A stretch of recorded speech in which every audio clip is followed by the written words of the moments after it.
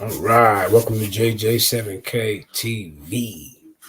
This episode of Lions Den is brought to you by Common Sense. I can explain it to you, but I can't understand it for you. Shout out to Black Jesus Ministry, uh, Apostles Equine TV, FOPE.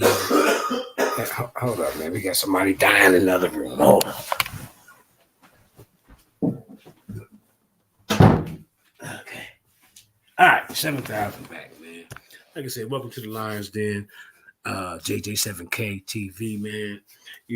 We did a great show today over on the Real Lions Den channel. We did a great show earlier today on JJ7K TV earlier today with who was that?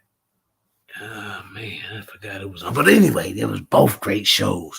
And I'd like to thank everybody for supporting the channel, hanging out with JJ. Oh, I'm sorry. That was Black Jesus Minister and the Ultimate Debate League debaters, man. The Lions Den Ultimate Debate League collaboration.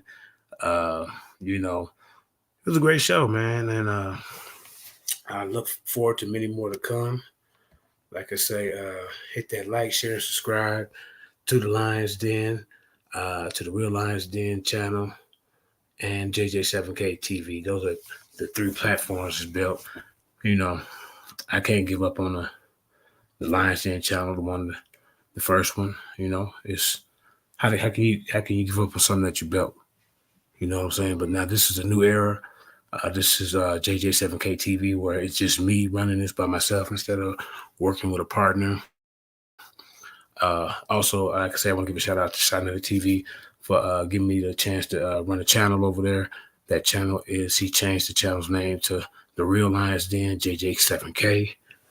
So, I'm excited. We got the Ultimate Debate League tournament, collaboration with Black Jesus Ministry and the Lions Den. Coming together, bringing 32 debaters together, and we're gonna make this tournament happen. This year's tournament, we're gonna have, like I say, two judges, and if the debaters end up in a tie, we're gonna go to the audience vote. So it's very important as a debater. What's up? The whole effing show, yeah, JJ. Like you say, I'm back at it again, man. I'm trying to get my 450 hours in as soon as possible with 500 subscribers. That's right. And I want to give a shout out to the whole effing show. You know what I'm saying? Matter of fact, the whole effing show. Check this out. You in this video right here. I'm getting ready to show. Check it out. Let's get to it. Hold up. Let's see. Here we go. I like this song right here. Hold on. Let me see. Wait a minute. Man, let me see. Oh no. Wait a minute. See, let me remove this. Oh, I'll stop sharing. I'm gonna get these ones and twos right one of these days. But yeah, hold up, man. Here we go. Man, it's a cool song right here by Neo One Love. Go subscribe to Sandpit Record. Neo Love is the Minister of Music of the Lions Den. He has a beat battle against Judah Nazareth towards Night. That's coming up. They're going to be doing like beats or something like that. I think it's going to be pretty cool. Also, this Thursday coming up, we'll have Elder Yara. Matter of fact, subscribe to the Elder Yara Project. I forgot to say his platform as well. Elder Yara Project, man, check him out. He goes live almost every day, bringing out the good information. He's going to be battling Aaron Yahudeen, former Lions Den champion, the young phenom. This brother is not to be taken lightly, I'm telling you. So let's get to the music, man, and then we're going to get back to it. Hold up. It's a cool song, man.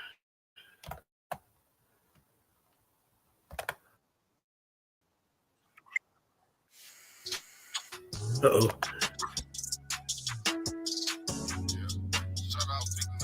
Out of my mind, out of my mind. I need the big bag.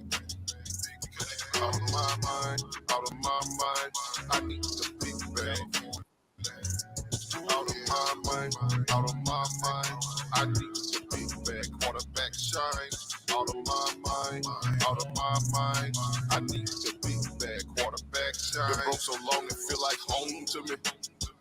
Keep it real, I keep that chrome hear me? Sometimes I feel nobody's home. I bet you ain't expecting this tone. You ain't tripping, it's just all in your bones. Yeah, early dismissal for your songs. I don't want beef, rearrange your tone. I'm not too proper, I just stop before you home. Put your life on that shit. Leave that shit alone. Out of my mind, out of my mind. I need the big bag, big bag. Out of my mind, out of my mind. I need the big bag. Out of my mind, out of my mind. I need the big bag. Quarterback shine. Out of my mind, out of my mind.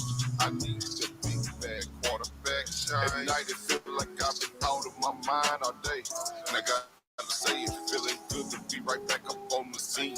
My pistol beats so clean, I call it God's eye. Come back with fits and jeans, don't mean I leave them home tied. Pull up with shit was screaming, that bitch was screaming all night. She left her cream up on the seat up on my motorbike. Yeah. Take a picture of the dream and make a satellite. Don't take no picture of the links that we be killing mice. 223, cause I've been feeling like I usually roll with M16s, but I've been chilling right. Check my team, they full of beans. I pray the Lord to grant your dreams if you ain't fucking with the team. Tip this bitch up if you fucking with the team. I swear that's what we mean. I swear that's what we scream. All you gotta do is share with us the cream. Share with us the cream. Out of my mind, out of my mind. I need the big bag. Out of my mind, out of my mind. I need the big bag. Out of my mind, out of my mind. I need the big bag. Quarterback shine. Out of my mind, out of my mind. I need the big bag. Quarterback shine.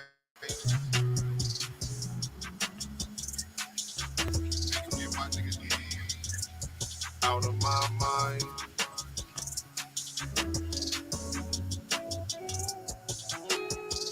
Yeah. Shout out to Neo Love, the Minister of Music for the Lions Den. That's right. Subscribe to Sandpit Records. Brothers on fire. Hey. Yeah, man. Hold up, man. Let me stop sharing. Hold up. Let me make sure this. Hold up, Neo.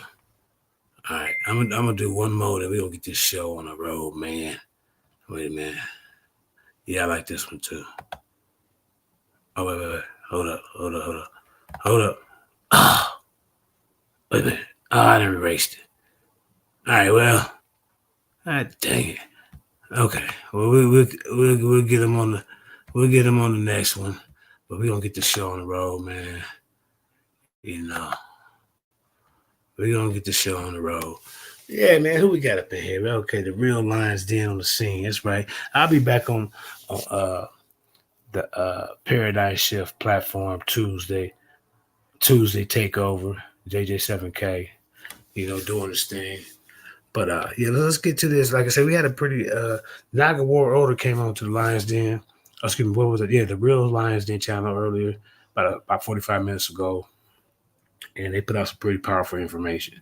So that just made me, like, hey, well, we might as well just show the debate that Anu and I had a couple years ago on this topic. Now the words expressed in this video are not the views that him and I feel for each other right now. But during that time, we were at war. See, because in the Lions, man, this is what we do. We ain't scared to debate each other, but sometimes, we get heated. You know what I'm saying? But we all come back around full circle and we get back to normal. Okay, let's get to it, man. Hold up. Let's get to it. Share my screen. Shout out to Sister Ivy. This is her platform we did the debate on. It was a pretty good debate. JJ stepped out of the realm of the Bible and went into science. You know what I'm saying? I've never been just a biblical debater. You know what I mean?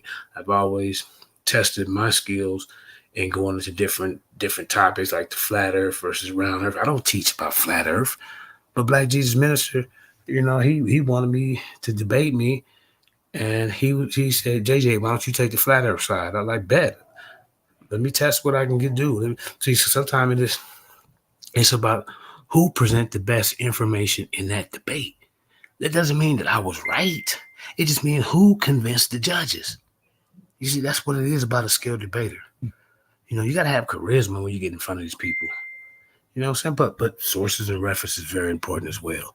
But if you just got sources and references and no charisma, who want to watch you? Okay, let's get to it. Let me see. Uh, yeah, it was a good debate. Well, let's get to this though. Share screen. All right, Anukakerakt versus JJ7000. This was a powerful debate. Let me know when y'all can see my screen. I'm gonna go ahead and start this up. Let's see. Time starts now. Hold up. All right, here we go. All right, I'm gonna go ahead and get this going. You already know what it is. This debate is about is electromagnetism the creator of Now, the universe? Because this is what this brother's been back here teaching. all right, I'm gonna let it play. So I'm here to say, no, electromagnetism is not the creator of the universe. The creator of the universe is more than just electromagnetism. He wants to say God is light. He's all over the place. So when he say God, I say, what God? He said the creator of the universe is just light alone. So I challenge that, right? Uh-oh. That's my challenge. You coming out here telling us that the creator of the universe is electromagnetism. That's it. Electromagnetism, everybody. And he don't want to stand on that. He want to just have a vanilla topic and say, God is light. No, you've been back in the back chat teaching that God is electromagnetism. Now you in the big leagues, bro. You're going to have to stand on it. You have to stand on it, bro. We ain't having none of that. Is he this or that? No, we want you to tell us exactly what you mean, and you're gonna stand on saying the creator of the universe is electromagnetism. That's all I gotta say. Ain't nothing else need to be said. The brother said the electromagnetism of the universe is created. You're gonna have a problem, and you don't even believe in the Bible. You want to attack Yah? I can show you more Yah than you can show me anybody celebrating electromagnetism coming into any church, any temple, any camp on the corner saying electromagnetism is why I'm here. Electromagnetism saved my life. Time.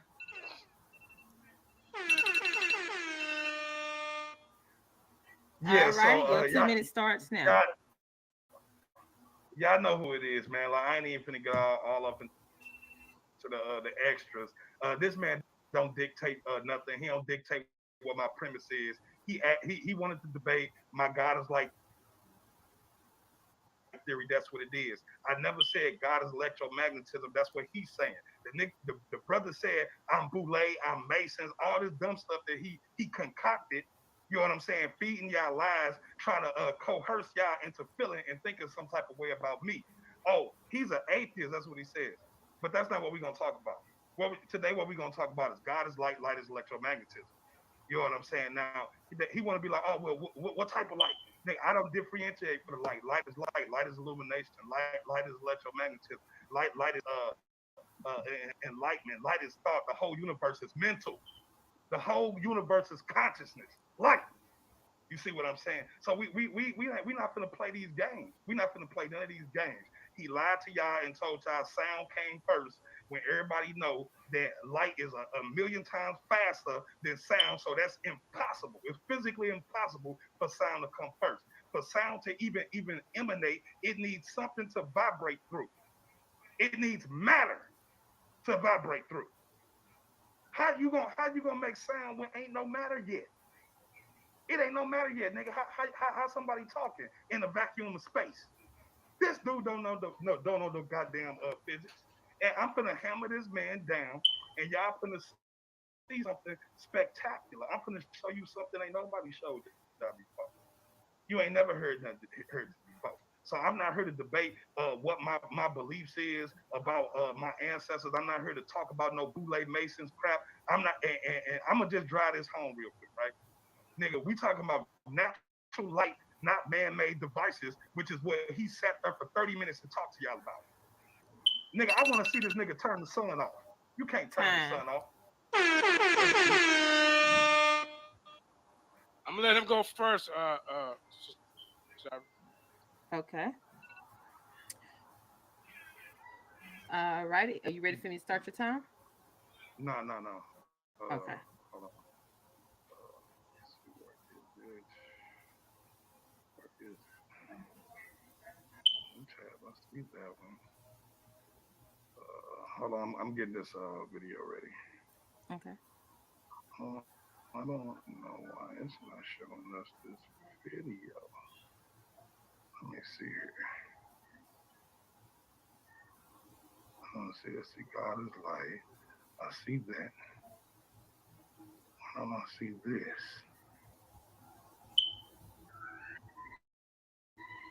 I don't see the video. I don't see the video. Where's the video at?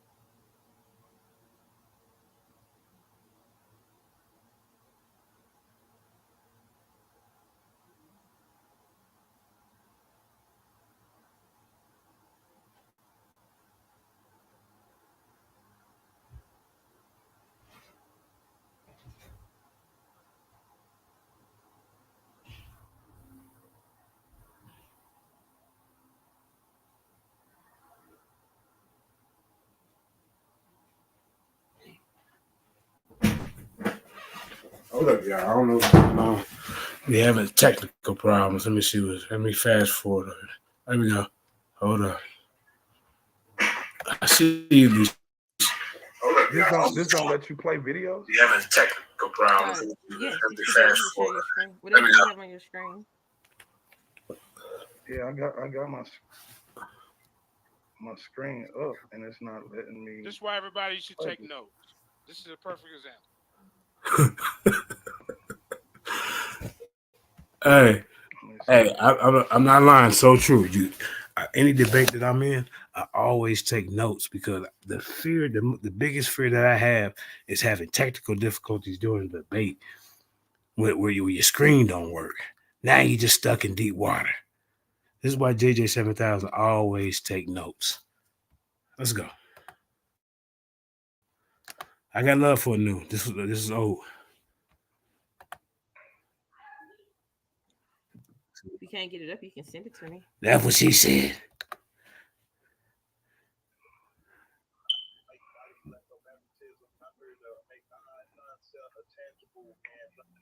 Here we go.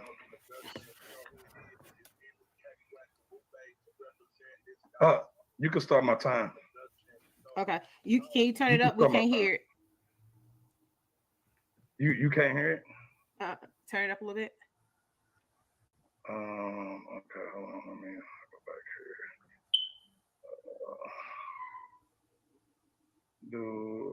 I'm gonna stop sharing. I'm gonna reshare. Maybe you didn't ask me to set up the audio. There you go. I could hear the audio, but it was really low.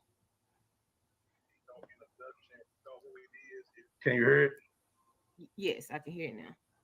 All right, here we go. Here we go, y'all. Sorry for the wait.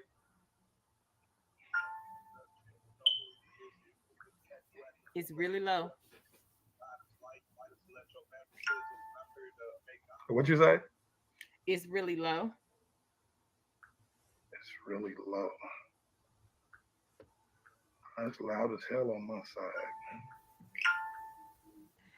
Hey, people in the audience, if you can hear the audio clear, press 7. If you can't, press 6.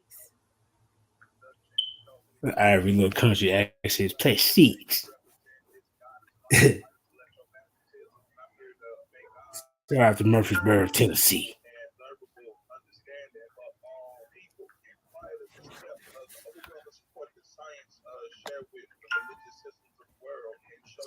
You can't hear this. Can y'all hear it? Can I hear it? You got to turn it up anew. I can hear it. It's kind of low. Okay, Yeah, well, everybody's I'm saying gonna it's just low. Yeah, everybody's saying it's low. everybody's saying it's low. Yeah, they pressing 6. God dang. Yeah, I can't make it get no louder.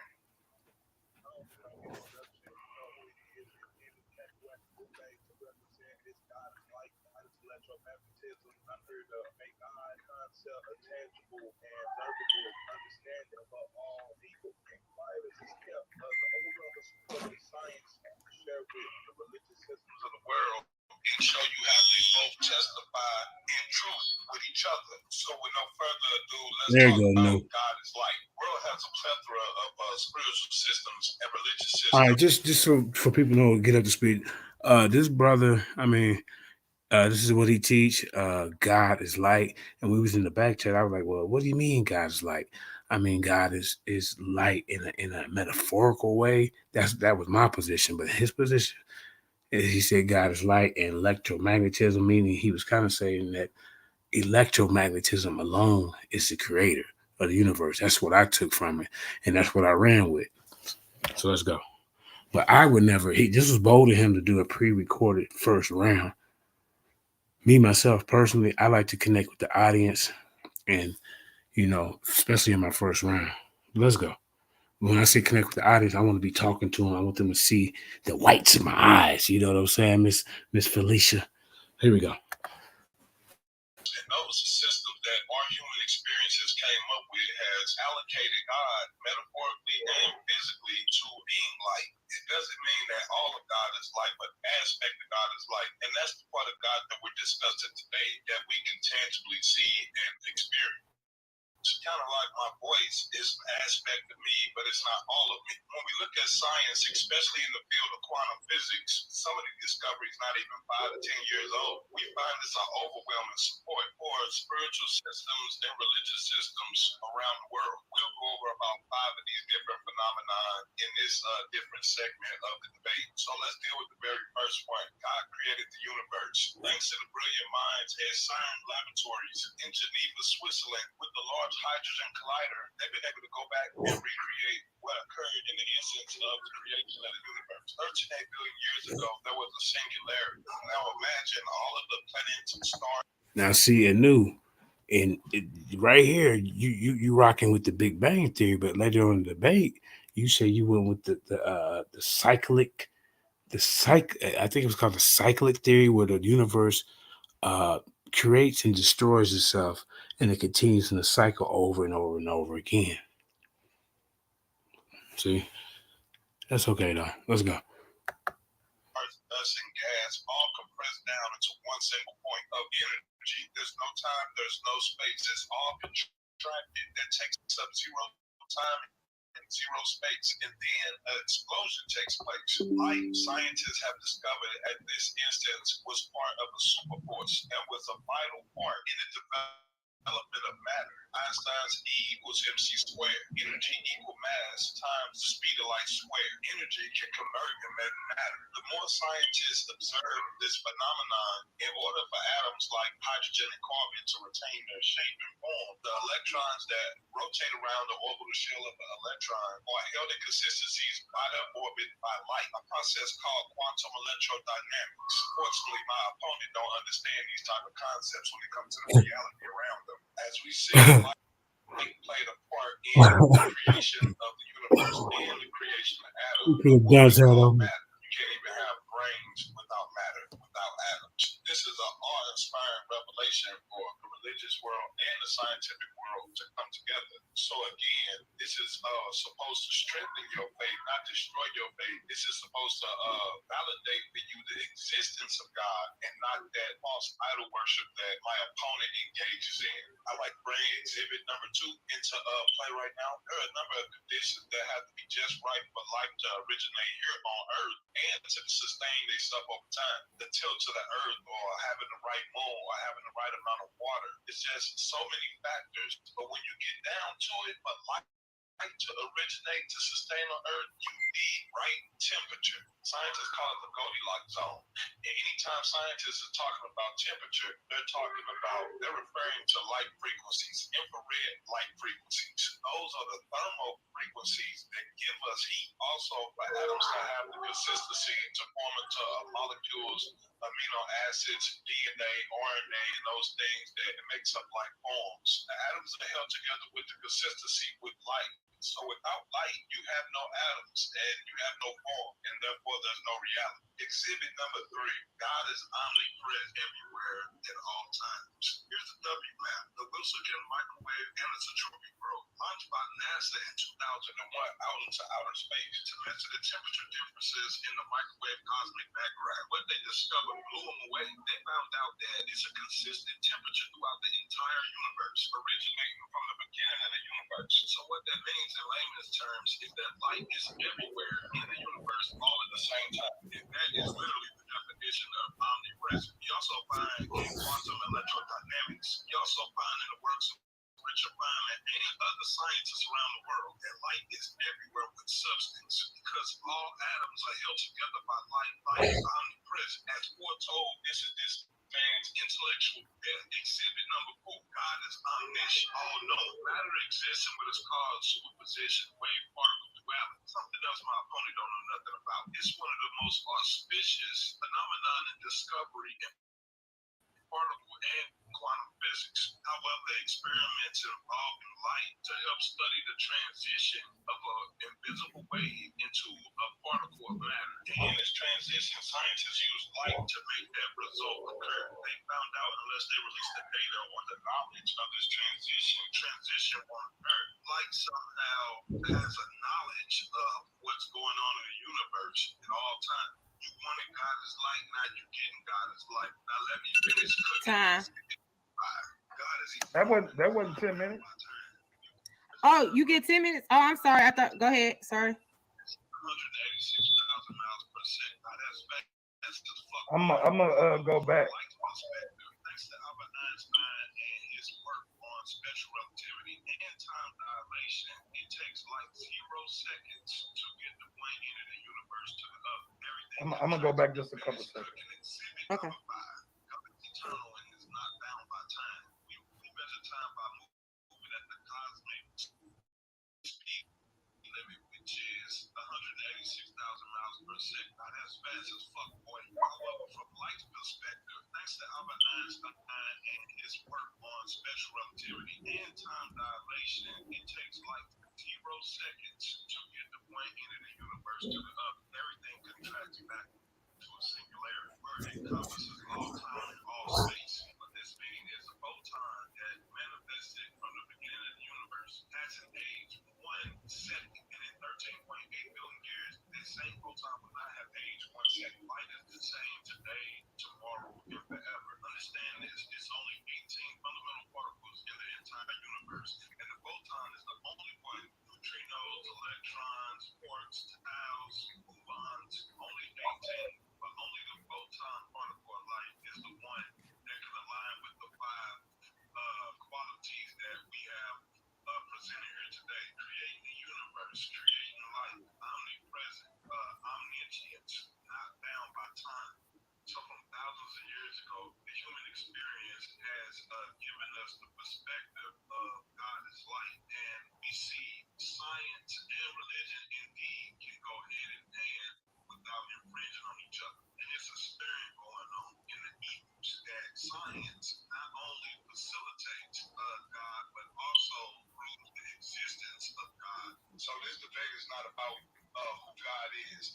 to tell you what God's name is. I'm not into religious politics.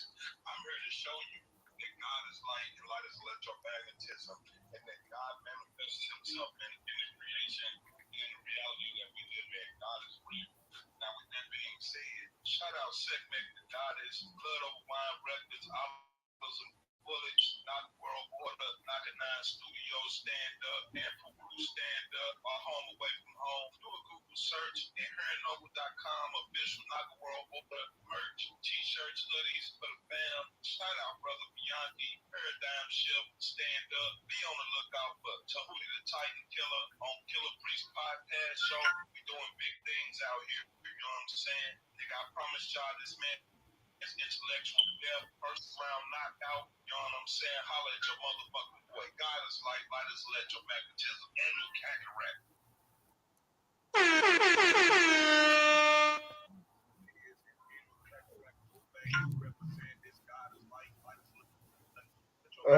I should have about like 2 minutes left. You know what I'm saying? I apologize for like whatever quality that came out, but like y'all saying, that was a first round knockout. This man ain't gonna have no answer for that.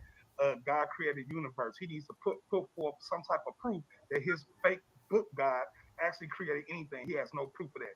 God is omnipresent, omniscient, omnipotent. He has to prove that God can do these things. And you got to do it outside of your book. You can't use the book to prove the book.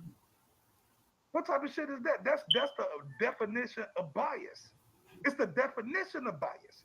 So if you can't prove that Yahweh or whatever you call your God is creating and is the catalyst for all life, then you just an idol worshiper. And that's what I'm here to do, expose you as an idol worshiper. Now you want to sit here and tell me that your God ain't Yahweh? Your God Yahweh, bro. And Yahweh is an idol. Yahweh is an idol. An idol. And you're an idol worshiper.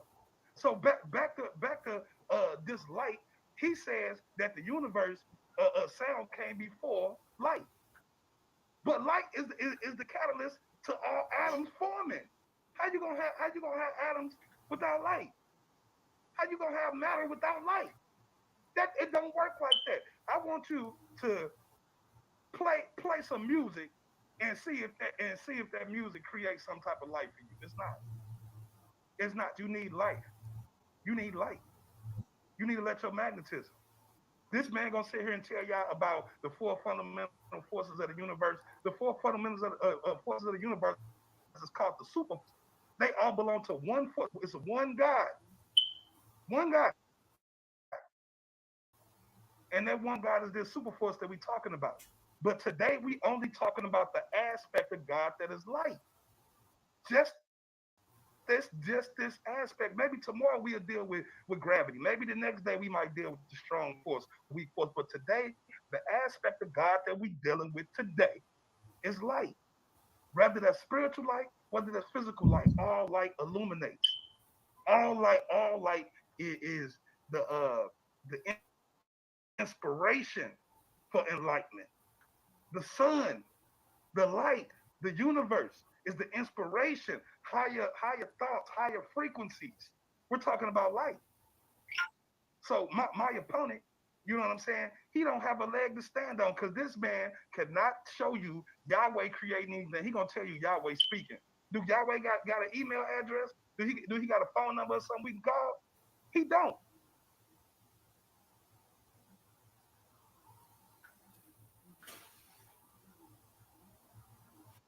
All he gonna do is sit here and talk about belief. Belief.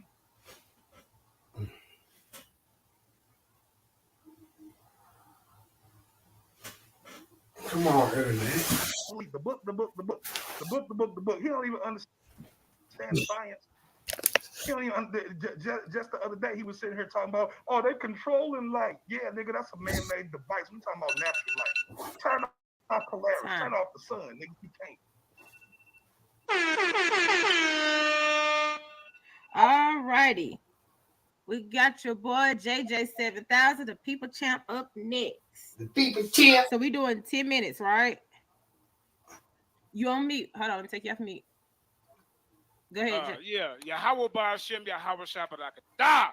Kwam Yashala. People champ in the building, and I'm finna get this cracker lacking for real, man. Like I said, this guy right here, man, he just making up stuff as he go. He knows nothing about physics or science, and then he got the nerve to wear a Kemetic mask. Let's go to the Egyptian cosmology. My time started yet? My time started. You ready? It's You ready not for my me to time. start? All righty. That was only 10 minutes for him. It seemed like okay. That seemed pretty longer than 10, but yeah, I give you like 2 more minutes. I give you like 12. Okay. Yeah, that was my fault because I didn't have the timer on right. Okay, hold on, I just paused yours. Right, let's get it. Let's go. Now, for this brother right here, like I said, it's all about his character. Like I said, I asked him, is the sun God or is God light? Because your light comes from the sun. He's nothing but a undercover sun worshiper with a fake Kemetic face who don't even follow what the Kemetics say about what came first. So what I'm gonna do, 7,000 finna go into the Egyptian cosmology, the animated universe expanded 3rd edition by Mustafa Gudala, Tehuti Research Foundation. You look it up. Part 2, the principles of creation. In the pre-creation, nothingness, every Kemetic creation text begin with the same basic belief that before the beginning of things, there was liquidly a primordial abyss, everything endless and without boundaries or direction. Endless. The Kemetics called this cosmic ocean or watery chaos nu or ny or none, the unpolarized state of matter. Water is formless and of itself. It does not take any shape, nor does it resist being shaped. Scientists agree with ancient Commission's description of the origins of the universe. I want y'all to take heed to that. Scientists agree. Do you hear that? With the ancient origins of the universe, how the Kemetics looked at it. Descriptions and origins of the universe as being an abyss, as neutron soup, where there are neither electrons, no protons, only neutrons. So your electrons are even in the mix, Mr. Magneto, forming one huge, extremely dense nucleus. Such chaos in the pre-creation state was caused by the compression of matter, i.e. atoms did not exist in their normal state, but they squeezed so closely together that many atomic nuclei were crowded into a space previously occupied by a single normal atom. Under such conditions, the electrons of these atoms were squeezed out of their orbits and moved about freely, i.e. the chaotic degenerate state. None is the subjective being, the symbol of the unformed. The undefined matter, inert or inactive, out of which all things are formed, must be in its essential state, unformed, undefined, etc. If the material basis of the world had any essential definitions, that means formations, these would act as limiting factors to the ability to be transformed infinitely. Its essential lack of definition is an absolute requirement for God's created omnipotence. Let that sink in. Let creation begin, Anukakerakt.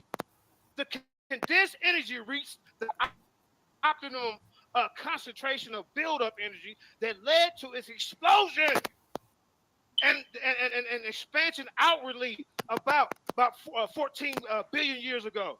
The loud sound of this explosion is what caused the constituent parts of the universe. The loud sound of this explosion. This is what the ancients.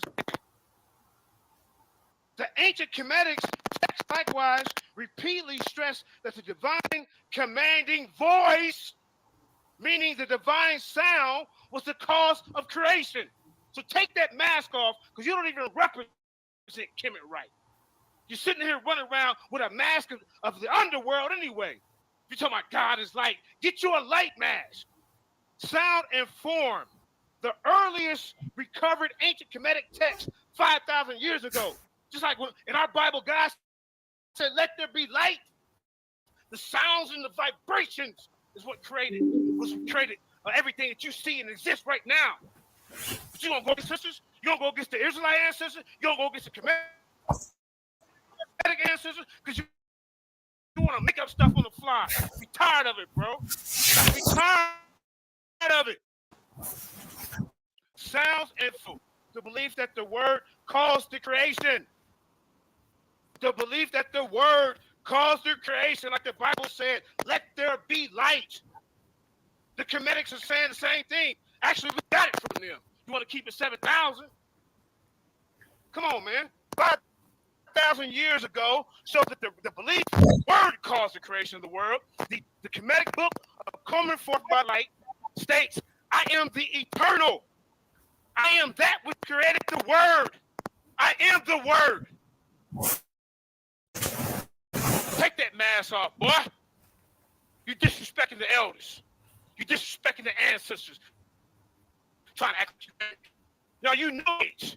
You know space. You also in the book of Divine Cow, find in the shrines of Tuk-Ak-Amun that the heavens and their hosts came into existence merely by pronouncing words whose sound also evokes things. His name is pronounced so that said that sound came before light. And even in our book or the Bible, God said, let there be light, is the sound of his voice inflected in the, in the universe, you see. And when he said, let there be light, then the universe was created. You see what I'm saying? And it said, even in that article, it said scientists agree. Let's keep it moving. Things come into being for the name, a reality, the thing itself. The only thing I hate about this debate, I had them cheap ass headphones on. Every time I was moving, it was crack-a-lacking. In other words, each particular sound is a corresponding form. Modern science agrees with this. Modern science has confirmed a direct relationship between sound wave frequency and form. See? Yeah. The divine sound, I got scientists agreeing with me, bro. You're just making up stuff that feel good. We can't even hear that lame ass video, bro. Show your face. A real debater, a real person who want to bring the knowledge eye to eye with his audience. The divine sound transformed the potential inert matter in none and other parts of the universe as direct, differentiated, orderly, structured, kinetic energies in the form of objects, thoughts, forces, physical phenomena. You understand? So you don't know nothing about the universe, bro. Let me teach you something, bro. I'm gonna get into inflation real quick.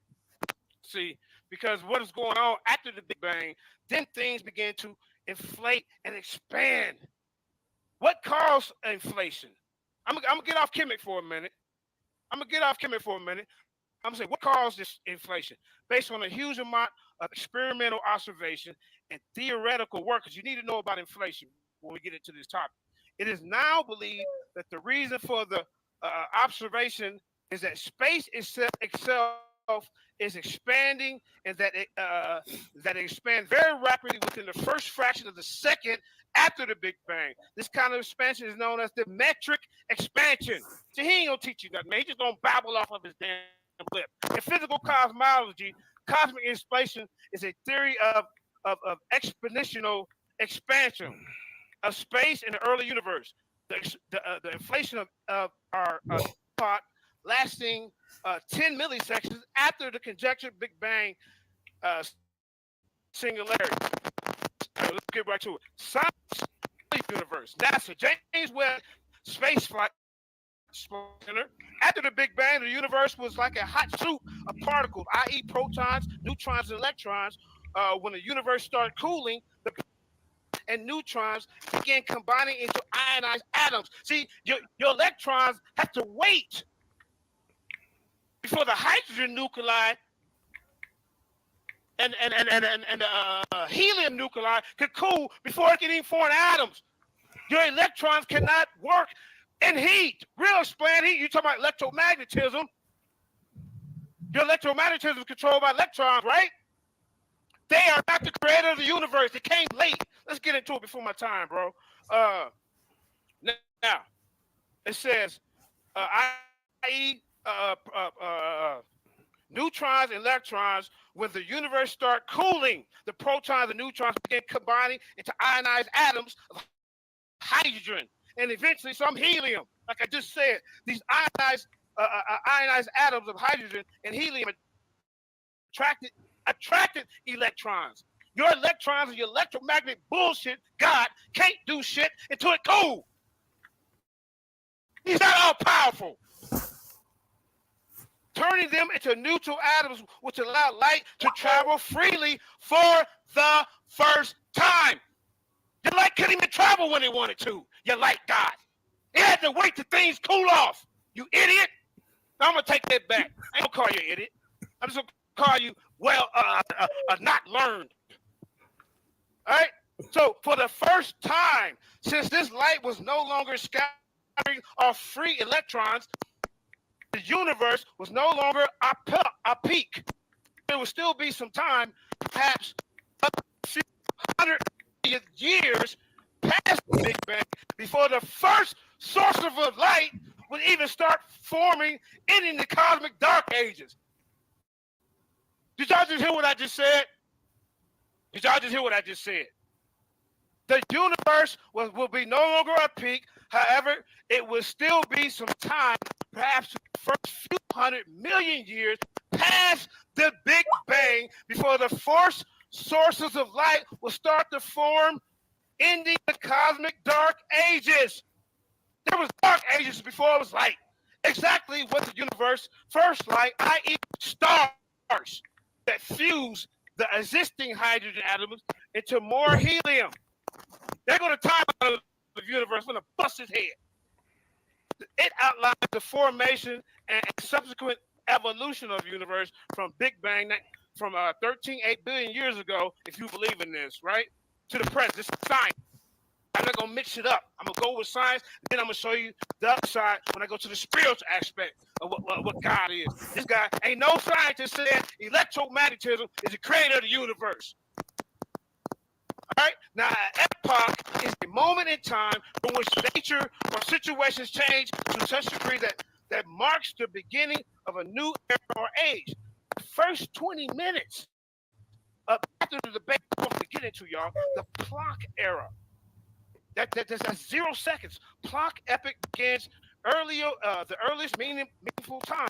The Big Bang, in which ordinary space and time developed out of the primordial state, possibly a virtual particle or false vacuum described by a quantum theory of gravity, of the theory of everything. All matter and energy of the entire visible universe is contained in a hot, dense point, gravitational singularity, a billionth the size of a nuclear particle.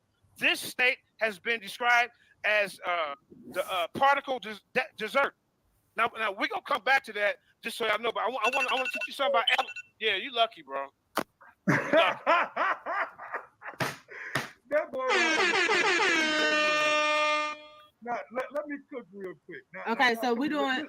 Okay, right now. So are we doing 10 minutes or 2 minutes, please? Yes, it's 10 minutes. It's 10 minutes. Okay. Okay. So let me explain something to y'all, because this nigga don't know what the fuck he's talking about. Okay, first, remember he said, "Oh, it was hot first." Nigga, dumbass nigga. Do you know what heat is? That's called thermal heat. That's infrared. That's light, nigga. Nigga, and you said that the beginning of the universe, it was only a neutron. Only a neutron. Do you know what a neutron is? Do you know what a neutron is? You don't know what a neutron is, bro. You see what I'm saying? So again, the dude just sat here and read. Let me read something to y'all. This comes from KimForKids.com. This says all elements have atoms with neutrons except for one. A normal hydrogen atom does not have any neutrons. The most abundant atom substance in the whole universe is hydrogen, stupid. It's hydrogen. And hydrogen don't even have neutrons. So what are you talking about, JJ? You sitting here talking about kinetic this, kinetic that. Did I come on here repping the kinetic? No, I didn't. No, I didn't. Did I say anything about Ra, Atum, or anything like that? No, I didn't. Did I bring in the Egyptian cosmology? No, I didn't. Because that's not what I'm representing here. I'm representing the undeniable truth. And the truth is, the universe came into existence from the super force, from a singularity. Do you know what a singularity is, JJ? Do you have any idea what a singularity is? When the first singularity bursts, from the first singularity burst comes the super force. The super force is all of the forces of the universe combined as one. That's the one God, JJ. Why are you idol worshiping? Why are you all over there? You all over here. You don't understand these fundamental things. You understand what I'm saying? So when it actually comes to understanding how atoms form, we're talking about the reality that we live in. What created life? Just like in my video, I showed you the God created the universe. Did He show you any God creating the universe? Did He show you any Yahweh creating the universe? The nigga didn't even go with his own goddamn book. He didn't even go to his own shit. He went to Comatic, some shit that he don't even believe. You understand what I'm saying? And then he gonna sit here and force feed y'all and coerce y'all into this dumb shit. And this nigga ain't even standing on his own beliefs. He don't even understand the physics and the science that we talking about. You understand what I'm saying? So this guy want to tell you that sound came before light. When light moves 1,000,000 times faster than sound, how can sound vibrate through the universe without matter? You have to have matter in order for sound waves to travel, dummy. Do you not understand that? Do you not understand it? You know what I'm saying? I'm gonna go through here and I'm gonna ask my opponent some simple questions, and I guarantee you this man not gonna be able to answer because he don't understand science. He just reads some shit and then he want to convey that to y'all and make y'all believe that. So when we go down this road, you will see time and time again that the man keep on reiterating the same things that I keep saying. Now, in my video, I showed y'all that the scientists at CERN laboratories in Geneva, Switzerland, they are using lasers and lights to recreate the beginning of the universes. They not doing that with y'all. They not doing that with y'all. Where's Yahweh at in that? Nigga, if we go into a electron microscope and look at the atom of water, it's hydrogen and oxygen. Are we gonna see Yahweh in there? Or are we gonna see any one of the Egyptian deities in there? No, we not. We're talking about stuff that we confirm the truth, not your belief. I'm not dealing with belief here, brother. I'm dealing with the undeniable truth. Now, unless you can show me a God that created anything, then that means God is light, is a superior concept when it comes to God. You can't show me Yahweh in photosynthesis. Without photosynthesis, you will be dead. Without the electrical chemical processes going through your brain, nigga, you couldn't have thoughts. How is God speaking without vocal cords? Huh? You call God the Father, right? So that means that your God got a penis. I'm finna share my screen real quick. Let me share my screen. Let me show y'all something. Let me show y'all something. Let me find out where it's at. Let me see where it's at. Here we go. Here we go. Direction. Check this out. Check this out. So when we talk about let me put this back up right here. I just really want to bust his head wide the hell open with this right here. I gotta clean this clock with this right here. And y'all gonna laugh at this. Y'all gonna laugh at this. show you how much this man don't know. Oh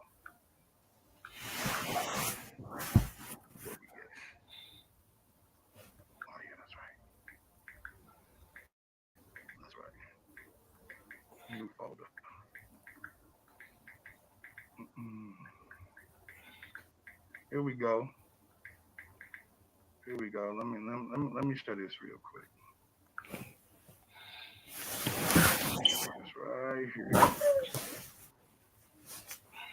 Oh, no. This one right here. Okay, so this man saying that his God created the universe, all this other shit. Yeah, and we all know that his God is Yahweh. We all know that, right? So what he not telling y'all is though is this. Let's look at what I'm gonna put my screen up.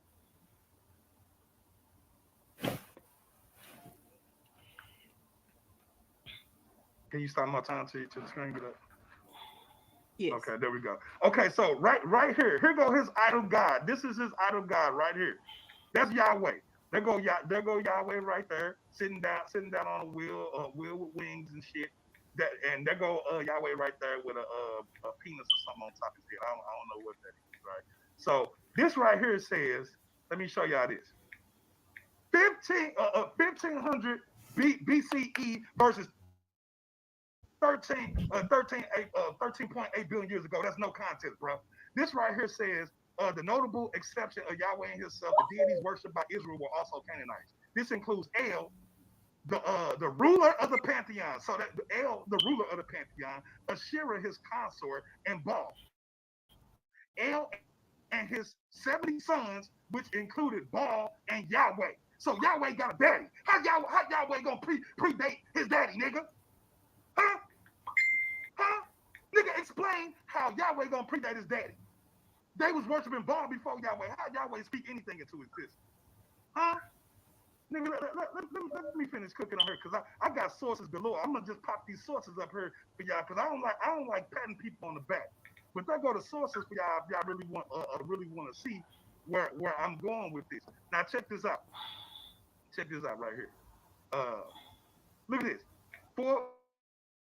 Fourth century BCE silver coin from the Persian province of Yehud, Medinta, possibly represented Yahweh enthroned on a winged wheel. There it is right there, the winged wheel. You see that?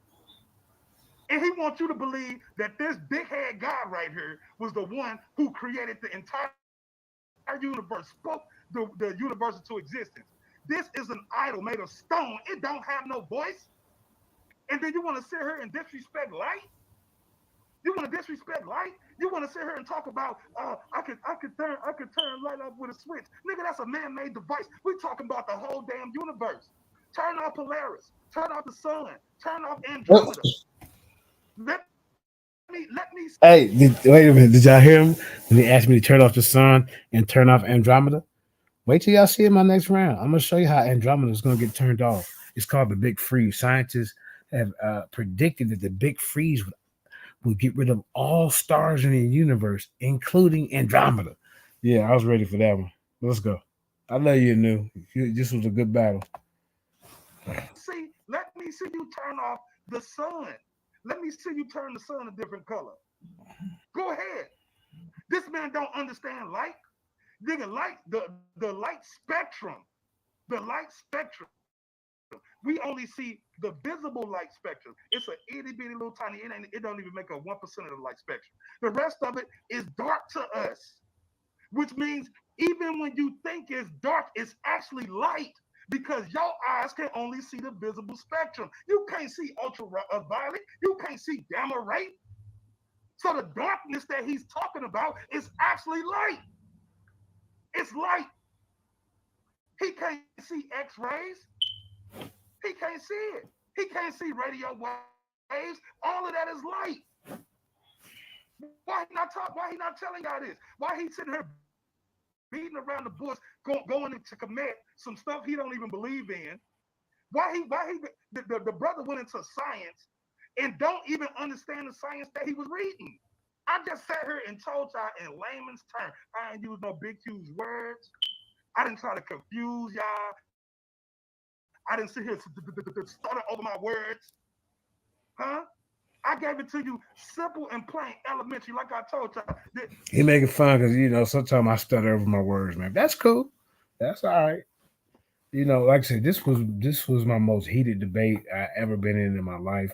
Y'all notice that me and him was throwing ad homs at each other. I'm telling you, y'all should have seen the preliminary. It was really off the chain. I'm talking about we really attacked each other. But like I said, at the end of the day, after the debate, after everything cooled down, we came back to full circle. That's my brother right there, man. That's why you think they was on the panel tonight. Yeah, nothing but love. Shout out to Naga World Order. This phrase came from kimkidforkids.com.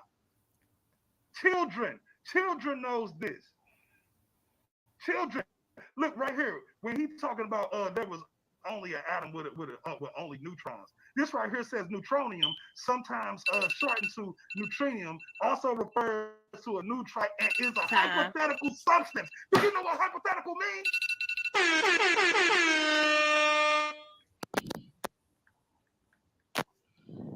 All right, JJ7000. Yeah. Let me bring me on. Bring me on, because he's nothing but a sun washer, and I'm about to destroy Andromeda. I'm about to destroy. Let me share my screen. I'm gonna share my screen real quick before you start my time. Okay. Let me share my screen. Share my screen. All right, I'm gonna share my screen. All he doing is yelling. He ain't bringing up no sources. That's all he doing. Just running fly trap. All right. Since you want to go to science, your scientist is going to tell you the ways that this universe goes. Wait, is it sharing? Yes. You got it? Mm-hmm. Okay, cool. 3 ways the universe will end according to astronomers. Now, here's right here your Andromeda, your sun, your nebulous, all your stars going to die out. It's called a big freeze. According to astronomers and scientists of cosmos, final fate is long and frigid affair that astronomers call the big freeze. It's a fitting description for the day when all heat and energy is evenly spread over an comprehensible. My fault. You see, I be messing up words sometimes, but you know what I'm saying, ladies and gentlemen. Incomprehensible. Look, skip that one. Vast. Yeah, here I said I'm skipping that one. At this point, the universe final temperature will have above absolute zero. Absolute zero. There will be no Andromeda. There will be no nebulous or any star that you're talking about that you sun worship and you bragging on. According to George Lemaitre, some 13.8 billion years ago, our universe was born to the Big Bang and has been expanded ever since until a few decades ago. It looked like that expansion would eventually end. Don't read though. Watch this.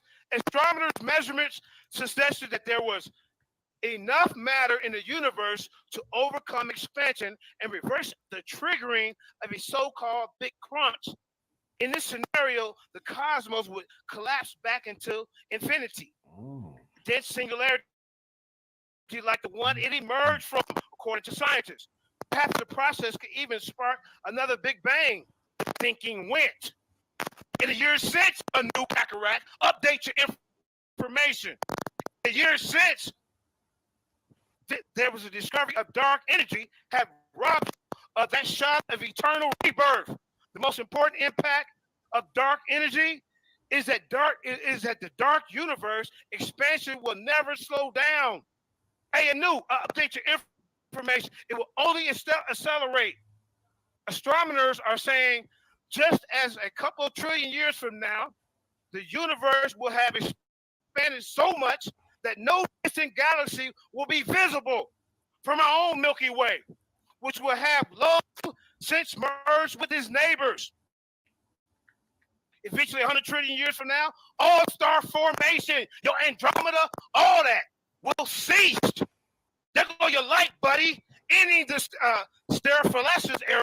And you gotta admit, when you said turn Andromeda off, and then as soon as my round start, I bust your head to the white meat with the big freeze. I told you, hey, you get in the ring with JJ7000, you best be well prepared. That's right. I love you, New, but yeah, I got you on that part. Era that's been running since not long after the universe first formed.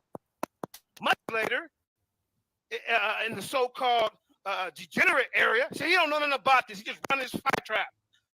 The galaxies will be gone. Stellar remnants will fall apart. All the remaining matter will be locked up inside black holes. In fact, black holes will be the last surviving sentinels of the universe as we know it. In the black hole era, there will be the only normal matter left, but eventually even these titans will disappear too. They're going to disappear too. They're going to your light, buddy. This is your own scientist telling you this. Telling you this. Think you know something about science? You know nothing. You're in the ring with the people's champ, 7,000. Now watch me continue to keep schooling your slow ass. Now, in the black hole era, there will be the only normal matter will be left. But eventually, even these titans will disappear too. Stephen Hawkins. See, I'm bringing people to the table. I'm bringing people to the table. Yeah, I know you don't know what I'm talking about, Ruben. You're too slow. Stephen Hawkins predicted that black holes. Yeah, see, at that time, Ruben was we was going back and forth. Like I say, man, we were throwing ad homs. But these is my brothers right here, man. They bring a different element to the conscious community with their science. You know what I'm saying? But y'all know how JJ get when he get into his debate mode. All bets are off. You see what I'm saying? I'll holler at you later when we make up. Slowly evaporate by releasing their particles to the universe. No matter will remain in this final dark era. You hear what I said? Other universe will last for longer than everything that came before. And the second law of thermodynamics tell us that in these time frames, energy evenly distributed. Cosmos will settle, and the hey, y'all, I apologize for them damn cheap ass headphones I was wearing. Because every time I moved, it started cracking. So yeah, man.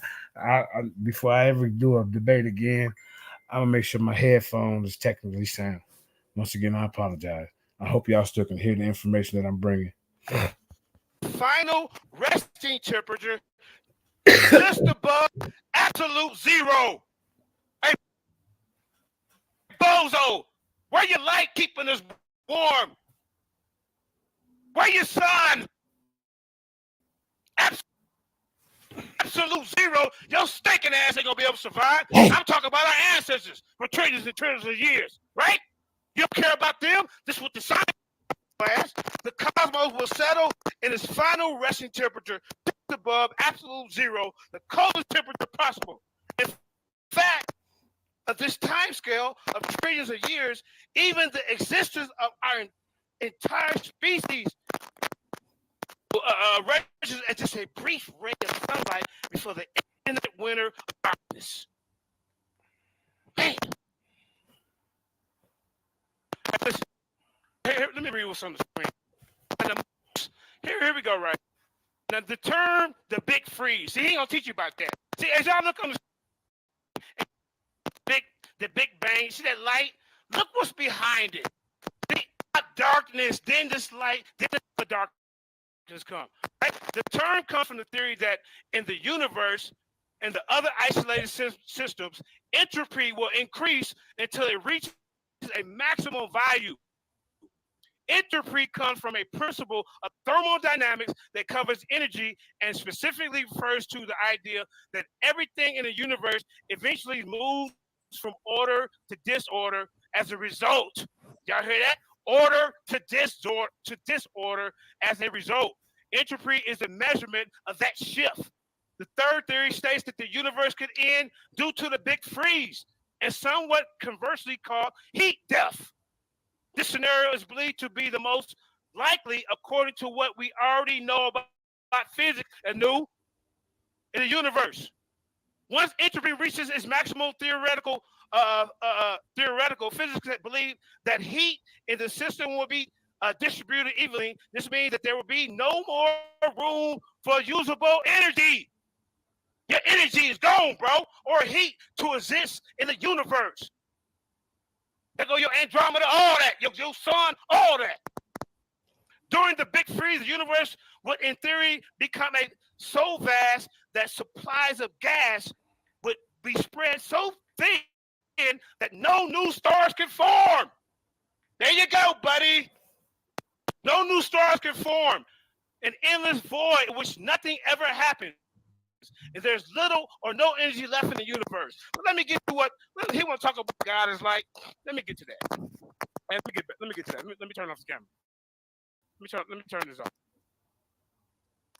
Keep going. I'm gonna keep going. First sound waves left an imprint on the universe by Dr. Roy Britt, published January 12, 2005. All right.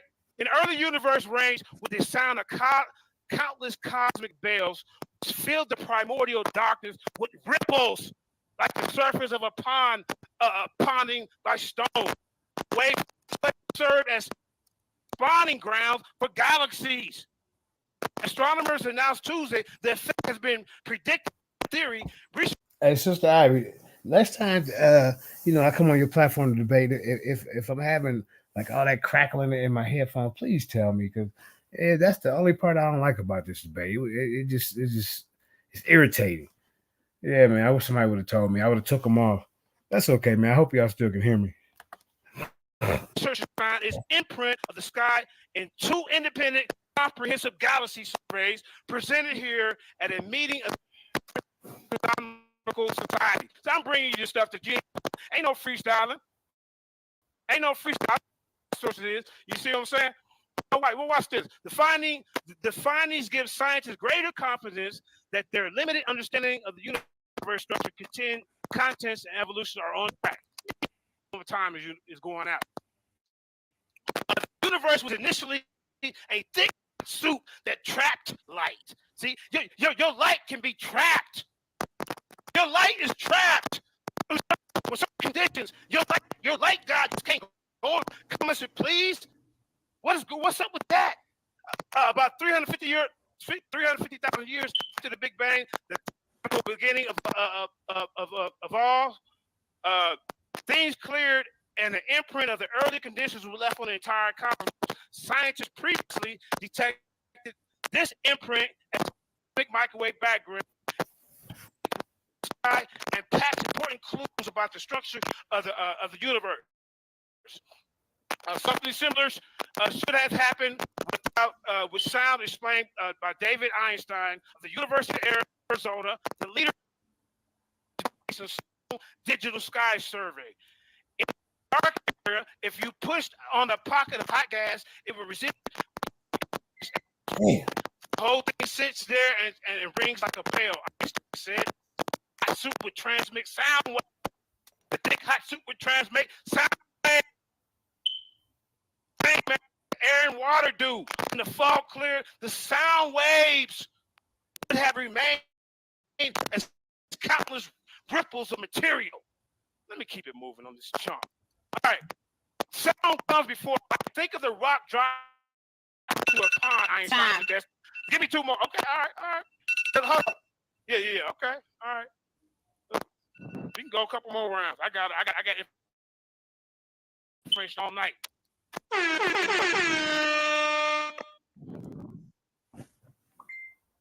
All right. Your brother New up here. So So let's review some of the stuff this fool just said. He just said that it was countless ripples in matter. He said he called me a fool. In the That's beginning. funny. That means that matter existed in the I'll tell you, man, boy. Hey, me and him was, boy, we was ad homing through the whole video. Do y'all understand what he's saying? Where does matter come from? How you got matter before the beginning of the universe? How you got matter before the beginning of the universe? Huh? Where did matter come from? Where it come from, JJ? Why you not explaining to him? That's because you're reading hypothetical bullshit. That's why. Let me show y'all something. Let me share my screen. Let me show you something. See, he bringing that dumb shit up, but that's not my premise. God is light is infinite. God is infinite. And this right here is called the cyclic universe. This is I don't believe in the Big Bang. He believes Now, see, Anu, now I got to point this out. In the beginning of your first round, you were quoting the Big Bang Theory. You look at I don't you look at it and catch that during this debate, but I would have pointed it out. I don't know if I did or not. But now you're talking about the cycle of the universe. That's okay. We all make mistakes in our debates. I think I even said a contradiction in the debate, but I forgot what it was. I just heard something that I said, and I think I contradicted myself. It happens. But yeah, you contradicted yourself right here. in the Big Bang. I don't believe in that shit. I believe in the cyclic universe. And as you see, See, this says the but see, in the beginning of your thing, you were talking about the Big Bang. The singularity, the point of singularity, that comes from the Big Bang Theory. You see, but I don't understand. You say that the universe starts and destroys itself, and then starts over again. But that theory has been debunked. the modified cycle universe doing the successive cycle of the universe expands to a bigger volume. So right here in the beginning, let me zoom in for y'all so y'all can see this for yourself. You know what I'm saying? I didn't make this up. This science is making this up, not me. Now, as you see, it says the universe and time began with the bang. Look where the bang at. What you see right there? Ain't that light? Ain't that light right there? That's light. They're not showing you no matter, no nothing. That's light. And this right here is See, like I say, where you messed up at on this theory, Richard C. Tolman showed the earlier cyclic model failed because the universe would undergo inedible thermodynamic heat death. You know what I'm saying? Basically, the big freeze. Let's go. the cycle of the universe. And you see as it gets big, it gets bigger, and then it crunches down, boom, and then it bangs again, and then it bounces, then it bangs again, and it keeps on going. This is what a cyclic universe is. We live in a cyclic planet. You have spring, winter, you got spring, summer, fall, winter, spring, winter, fall. It's a cyclic universe. We all live in cycles. We live, we die, we rebirth. That's a cycle. So this Big Bang stuff that he's talking about, that's just hypotheticals. It's not even realistic. It's not even believable. But this right here, dealing with a cyclic universe, let us know that the universe is going to go on forever. Yes, there's a time when the universe is going to expand and then it's going to contract. It's going to expand and it's going to contract. Why? Because the universe is alive. Just like the lungs in your body, what it do? It contracts, it expands. It contracts, it expands. This is the same thing the whole universe go through. As above, so below. This is the fundamental principle when we dealing with spirituality. But that's right. He ain't even dealing with spirituality. He ain't even dealing with his own book. So we know, that that's some horse shit, right? So dealing with this cyclic universe, you see this? Look what it says. The volume of the universe. This right here is a wave. Look, it's a wave. Boom, boom, boom. This is a wave. And what is light? It's a particle wave duality. That's what you're looking at. That's what we're looking at right here. Look, the expansion of the universe, and then the contraction of the universe. Look at this. You see that? You see that?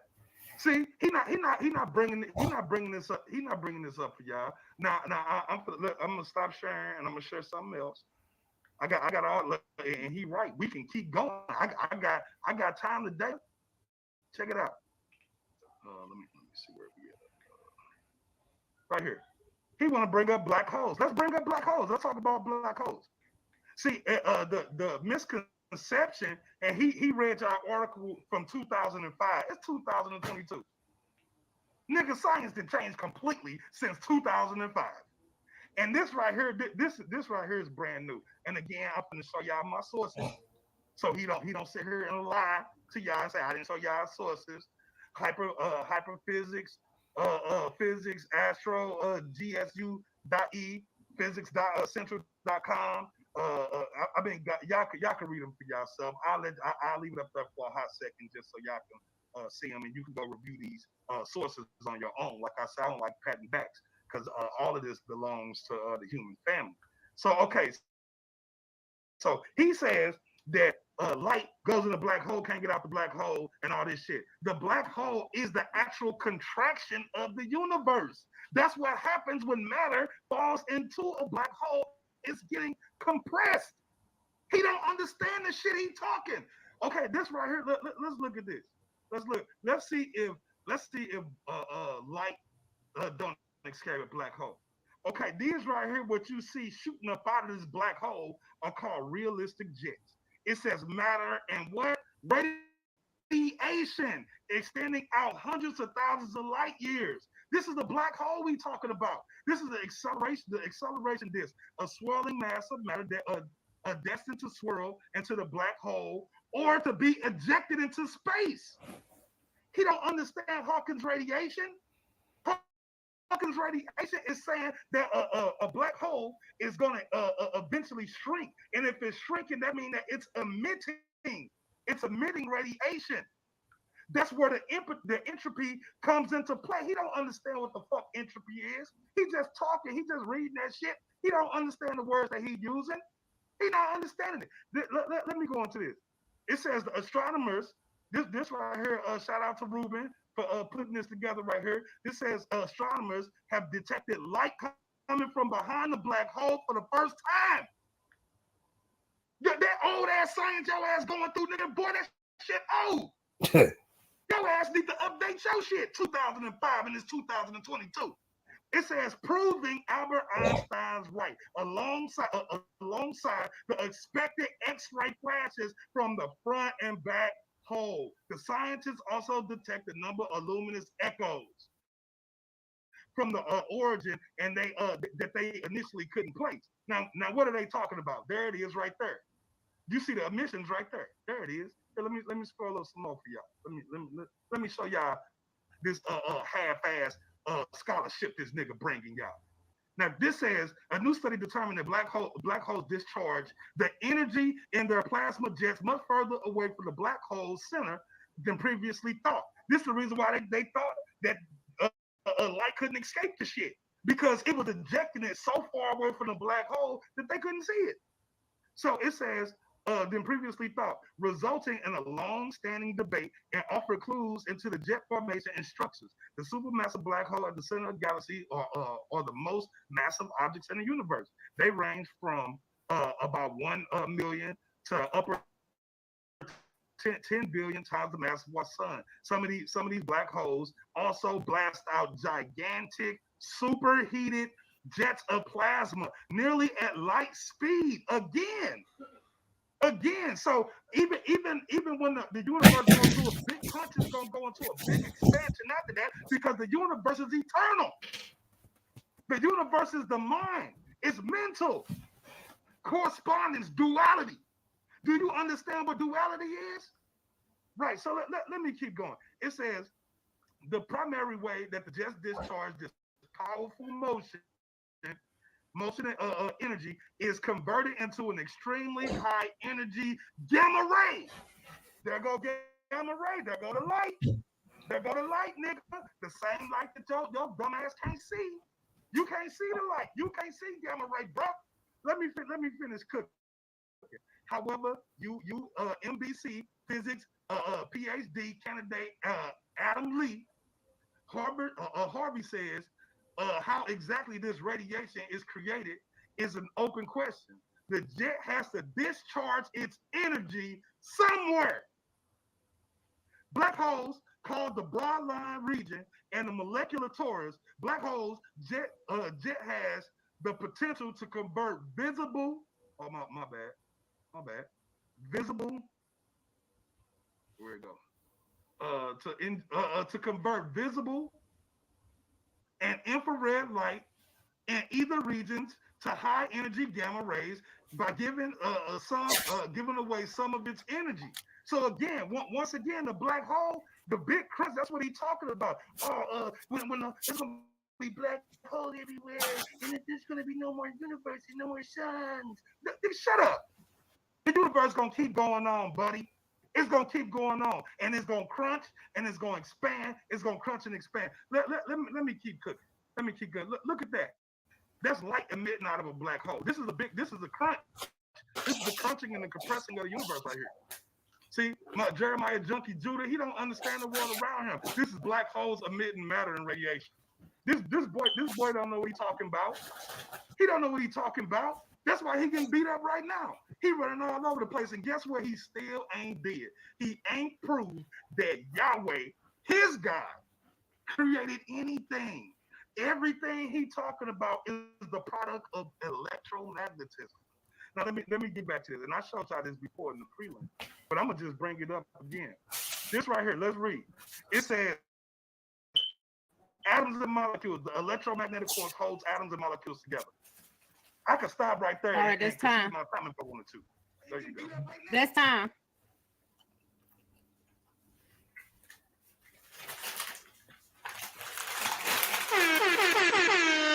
$7,000.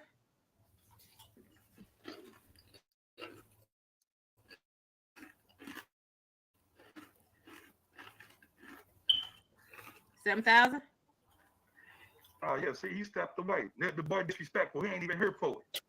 Use Disrespectful. the restroom. You know what I'm saying? You gonna walk away from a battle? We in the middle of a battle. You gonna walk away? Right. He probably going to get a drink. You know, he got to be inebriated for a lot of this stuff. You know what I mean?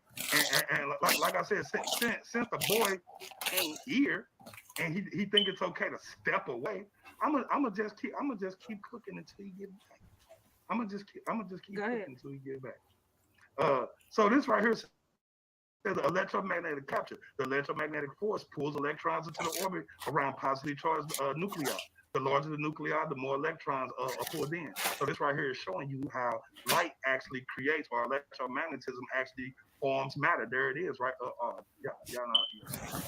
Let me give it to them raw, so they can see it for themselves. Put that up real quick for him before he run back up here. Let me show you something. Okay, right there, like y'all see, it says electromagnetism forming matter right there.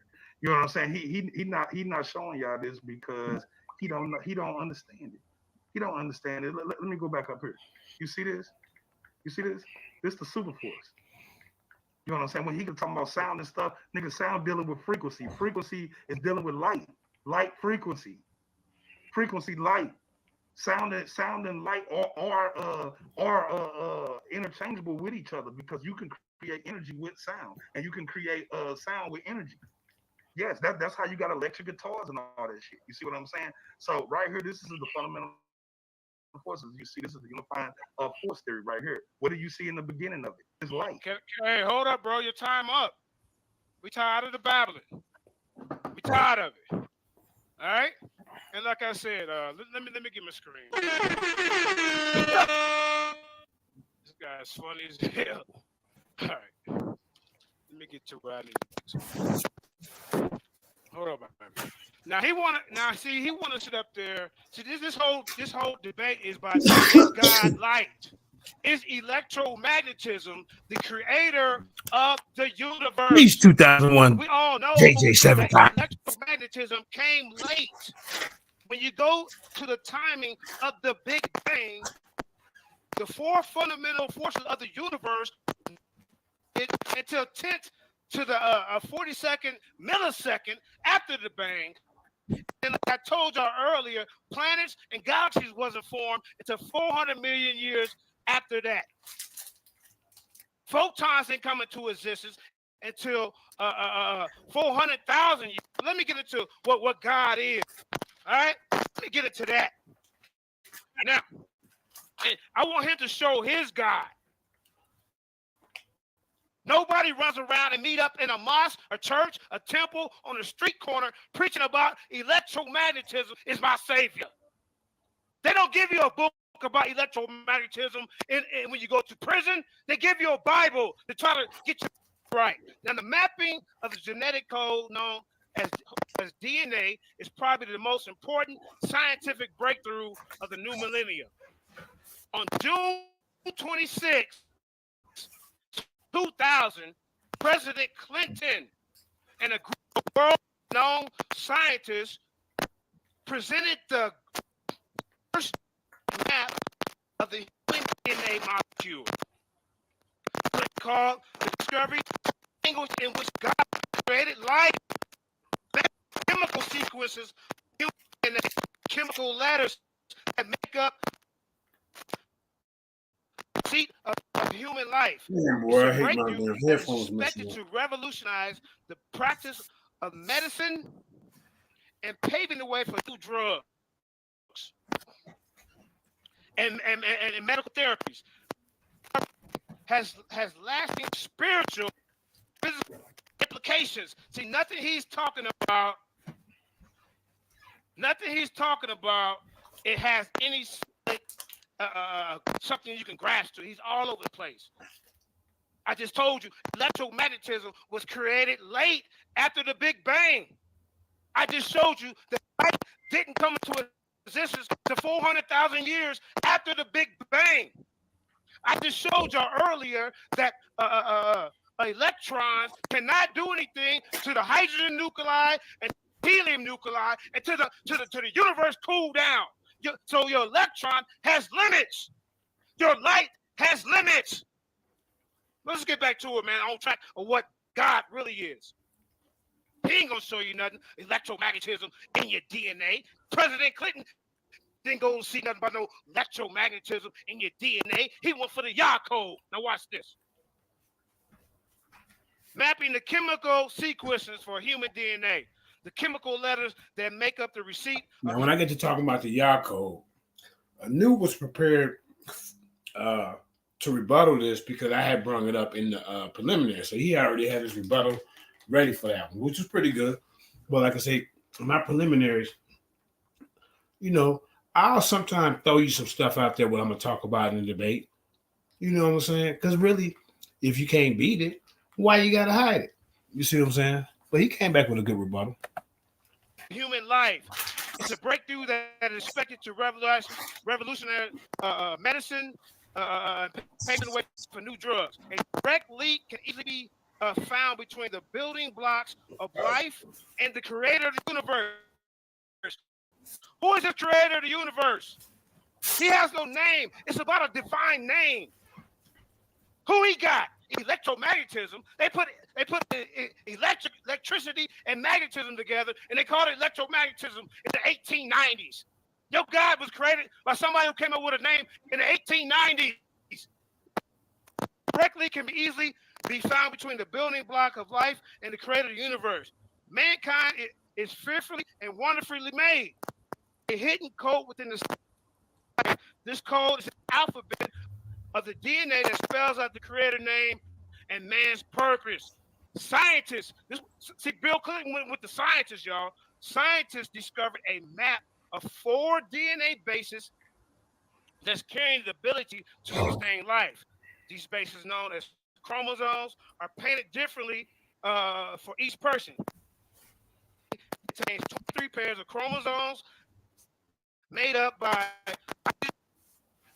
oxygen, carbon, and their acidic counterparts. Encoded within these elements is an amazing blueprint of life that proves the creator Yah put his own unique stamp upon every person. You can find that. This stamp is actually his name as revealed to Moshe thousands of years ago, burning bush. It's where Hey, YHVH revealed his character as a great I am. This name is the tetragrammaton of the Hebrew letters. Yadheva, I am who I am. This is what you say to the Israelites. YHVH, the mighty one of our fathers. This is my name forever, in which I am to be remembered from generation to generation. The Creator has given us his name as a sign of his existence. Not electromagnetism. There's no sign of that until that's Johnny come lately. And an avenue of communication.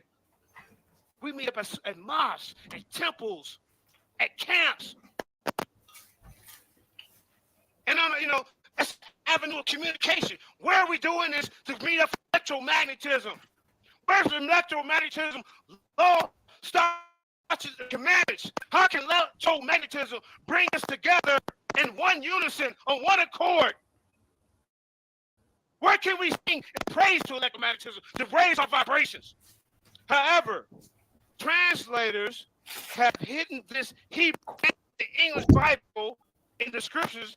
The sacred name of YHVH is used, however, with the English word Lord. It was removed 7,000 times.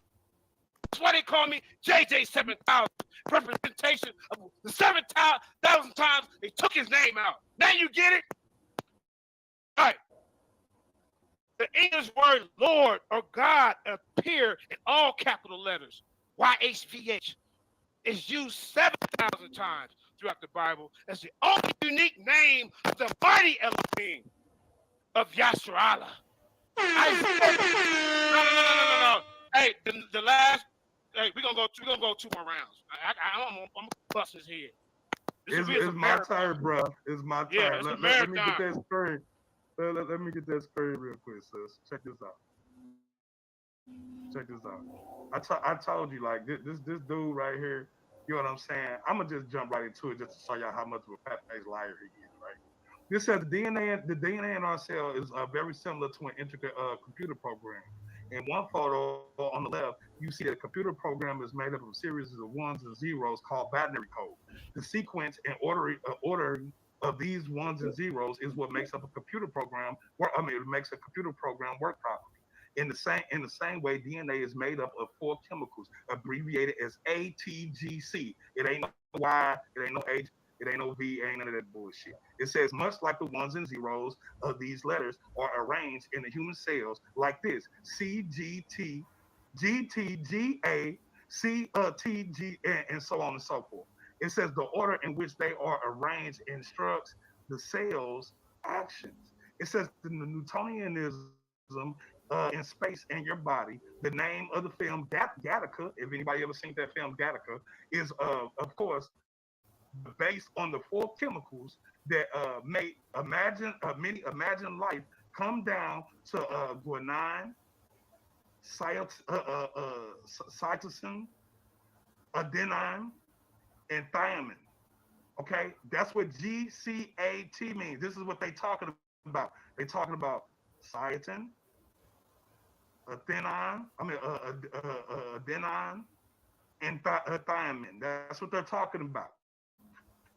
Okay, it said this work was presented selectively. Listen to what they're saying. This work was presented selectively, right? Because the dumb scientists who did it were Judeo-Christians, and they wanted to paint a narrative for you. So that's exactly what them Zionist Kabbalists did. The nigga is promoting Kabbalistic Zionist bullshit. That's what he's showing y'all. I'm gonna just keep cooking, and y'all can see right here. It says this work was presented selectively before an Academy of Parapsychology and Medicine in June 1973 by John JJ Portok, and published this book, the Book of Knowledge, the Keys of Enoch. It says based on the adenine, the guanine, and the thymine, and the cytosine form chemical pairs A, T, and C, G, DNA, double helix. Huh? He ain't read this shit to y'all. He gave y'all a bunch of fucking belief ass bullshit, nigga. I'm going right through this shit with y'all. These four elements point to Yahweh. When you take the intervals of AT, CG, and convert the interval numbers to letters and spell the name of the Creator Yahweh. Now check this out. He's supposed to be a Hebrew Israelite. They're not supposed to be using divination, but they just told you that they were using numerology. That's what you do in numerology when you convert letters into numbers. The niggas are idol worshiper and a wicked one at that. Let's keep reading. It says the idea that DNA is a kind of signature of God is a good way to put it.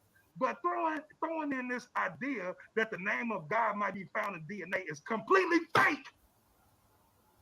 It says, but by whatever methods anyone can tell that the name Yahweh is in the DNA, those same methods can also, those same methods will also be able to prove that the name Satan, Lucifer, Beelzebub, Devil, Hezekiah, Lincoln, Trump, Hitler, Jesus, Putin, nigga, Petuna, and Sally, etc., are found just as easily.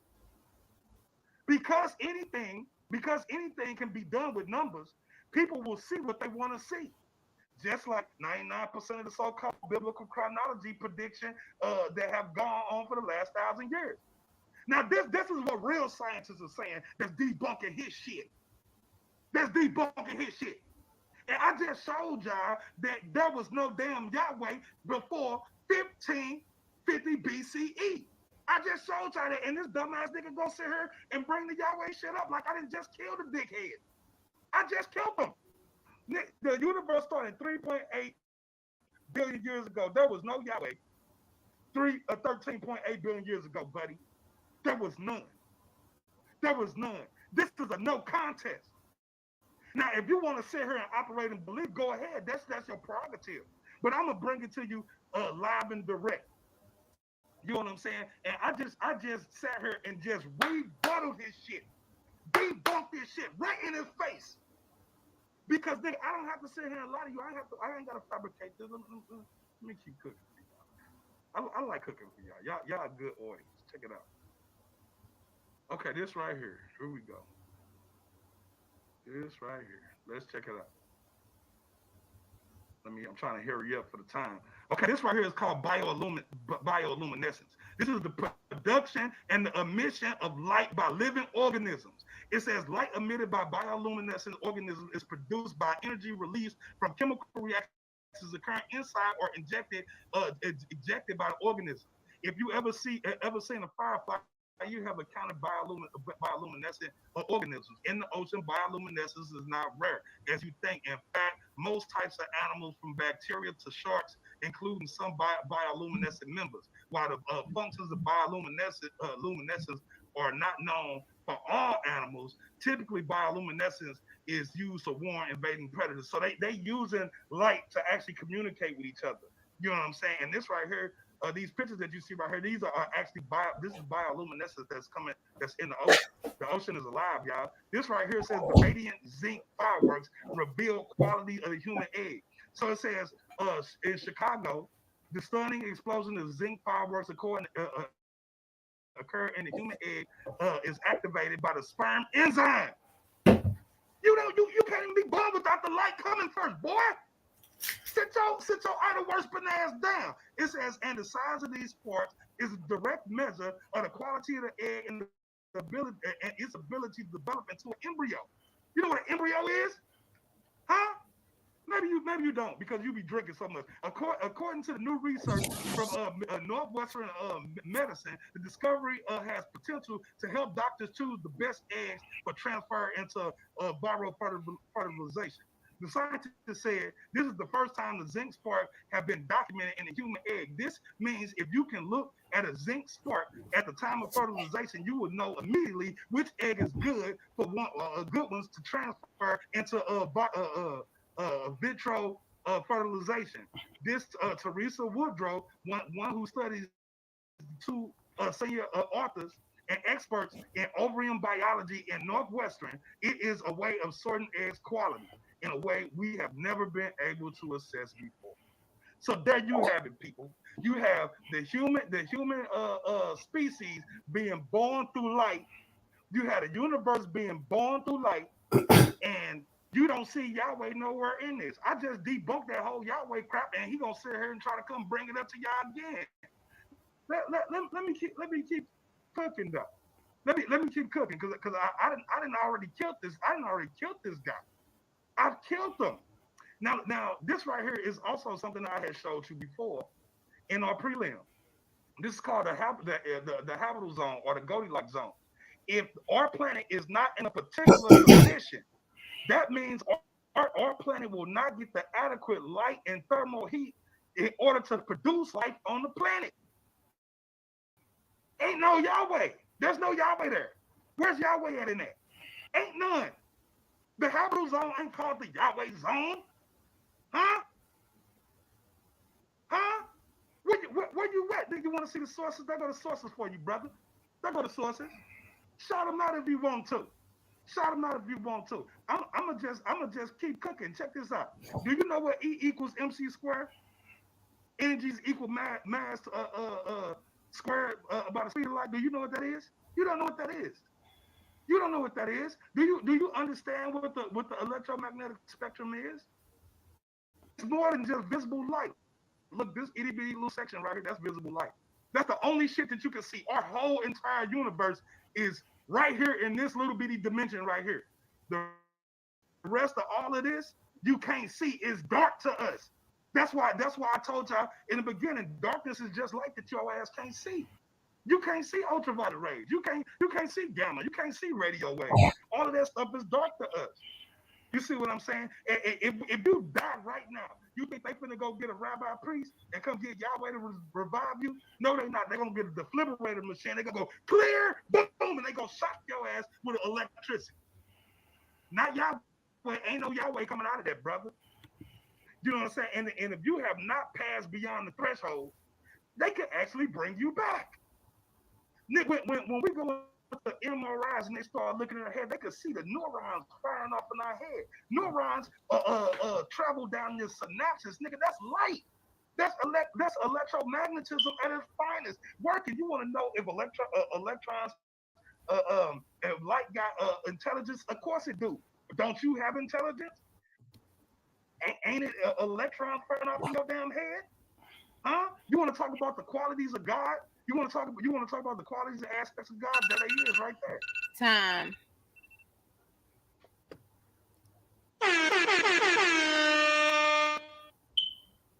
You talk about a whole bunch of jibber jabber. Let me get something going here, man. I'm gonna show you how light can even be trapped. Your light can be controlled and trapped according to physics. Watch this. Let me don't start my time. Don't start my time. Hold up. Do not start my time. Cause this guy right here, man, is all over the place. All right, hold up. Man, I hate that y'all had to sit through that, but it's a process. It's a process. Here we go.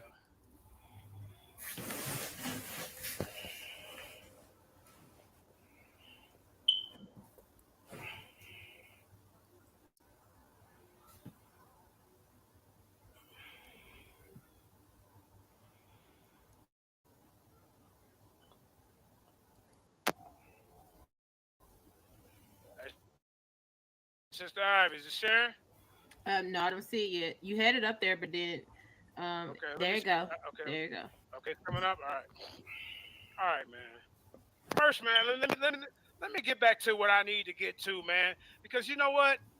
People who understand science understand timelines. People who understand science know what a millisecond is. So I'm gonna show you when the light and electromagnetism came into existence according to the Big Bang Theory. And then in my round here, this is a physical letter right here. Stop light and image storage by electromagnetically induced transparency. This is like a peer reviewed article. See, so I'm gonna get to that right here, bringing light to a halt. But first, I'm gonna read you my article. First, no, I'm gonna read this first. All right. See, your light can be controlled according to scientists. Let's go over this. The summary: physics has been able to stop something that has the greatest possible speed, Kyle, because I see you in the audience, that never really stops. Light.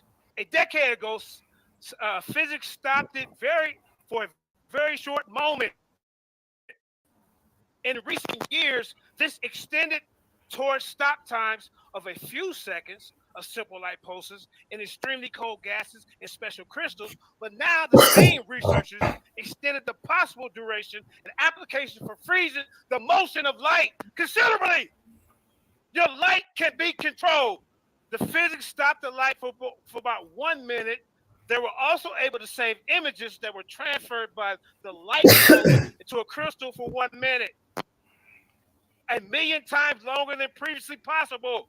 Physics at Darmstadt have been able to stop something that has had the greatest possible speed and that has never really stopped.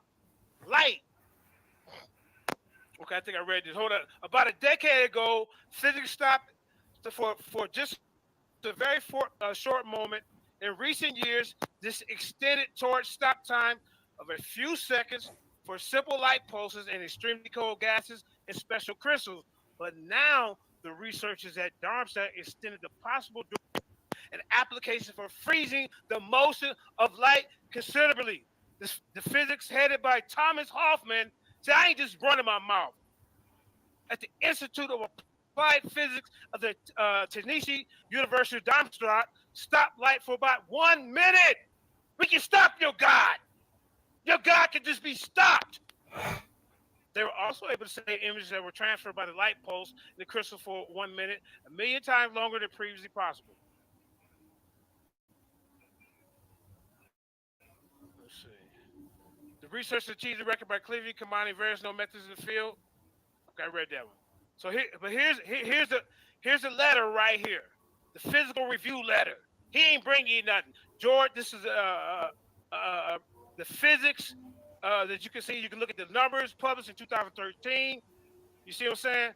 The instant of creation. Given Hubble law and the fact that the universe is expanding, we can imagine running the clock backwards. I don't want to read that.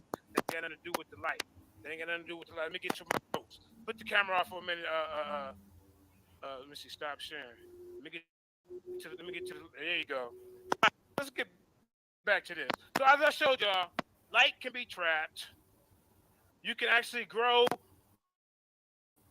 things sometimes with limited light. Light is. I'm gonna show you when light electromagnetism came into existence. Right. The timeline of the early universe outlines the formation and evolution of the universe from the Big Bang 13.8 billion years ago to the present day. An epoch is a moment in time from which nature and situations change to a certain degree, right? For the first 20 minutes, we're going to go to the Planck epoch. Because we got to go back over this. Planck epoch begins the earliest meaningful time, the Big Bang, in which ordinary space and time develop out of the primordial state, possible a virtual fake vacuum described by quantum theory of gravity or theory of everything. All matter and energy of the entire visible universe is contained in a hot, dense point. Now, here we go. We're going to get to the elements because this is very important. Element abundance in the universe is calculated by analyzing the light that is emanated and absorbed from stars, right? So when we get to all the elements, the Hubble telescope greatly expanded our understanding of the composition of galaxies as the intergalactic space between them. About 75% of the universe is believed to consist of dark energy. There is no light in dark energy. Your light cannot control dark energy or matter, which is different from the atoms and molecules that would make up the everyday world around us. Hydrogen, element number one, 739,000 mass fraction. Helium, number two, 240,000 mass fraction. Oxygen, 8, 10,400. Carbon, 6, 4,600, and so on. What I'm saying, the most abundant element in the universe is hydrogen. In stars, hydrogen fuses into helium. Eventually, massive stars, around 8 times more massive than our sun, run through their supply of hydrogen.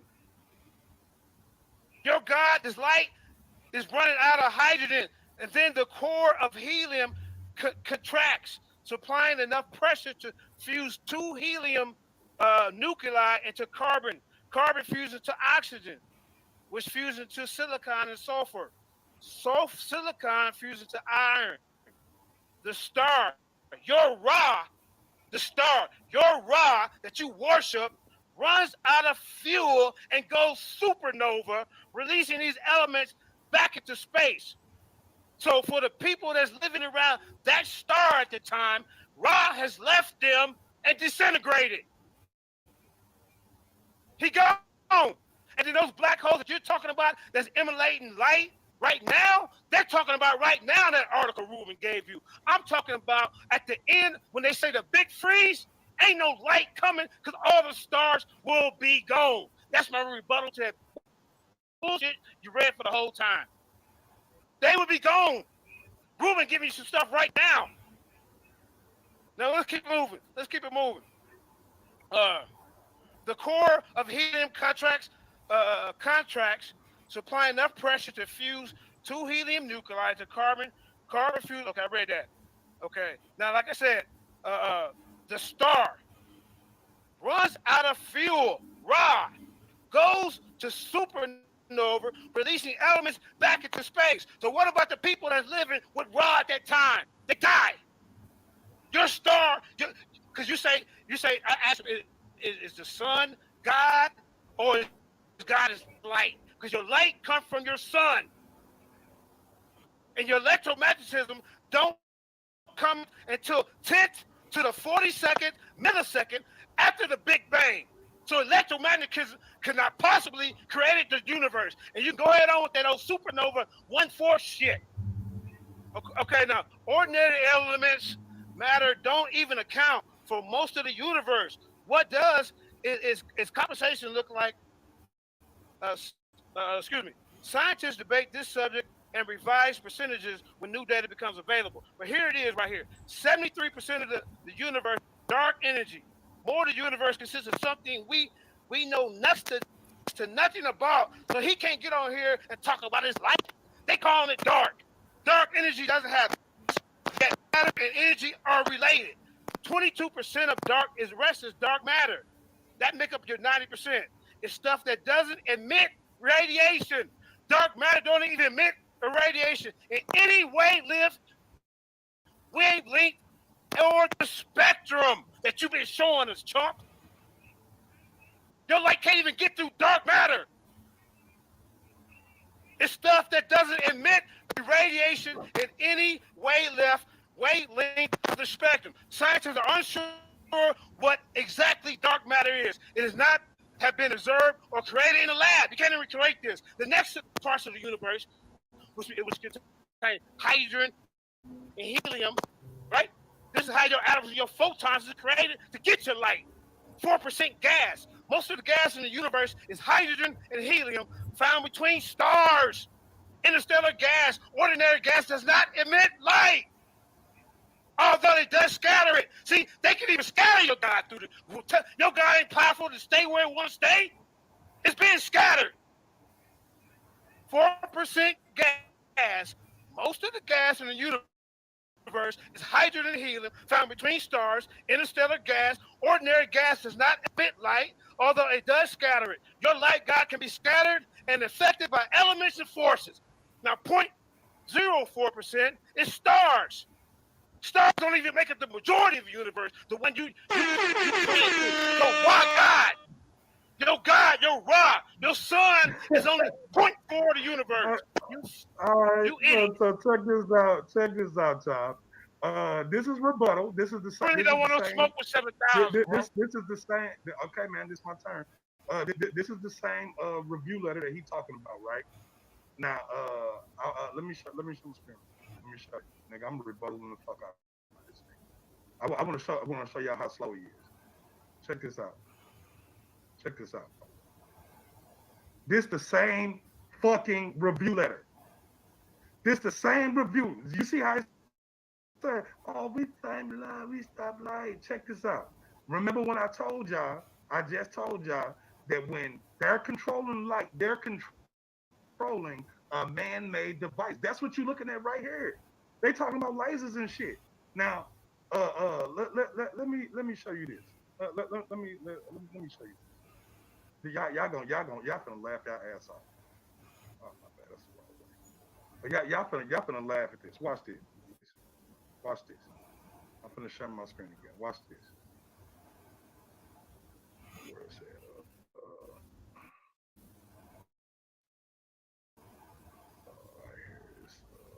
This one. Watch this. Y'all finna laugh your ass off because this shit's too funny.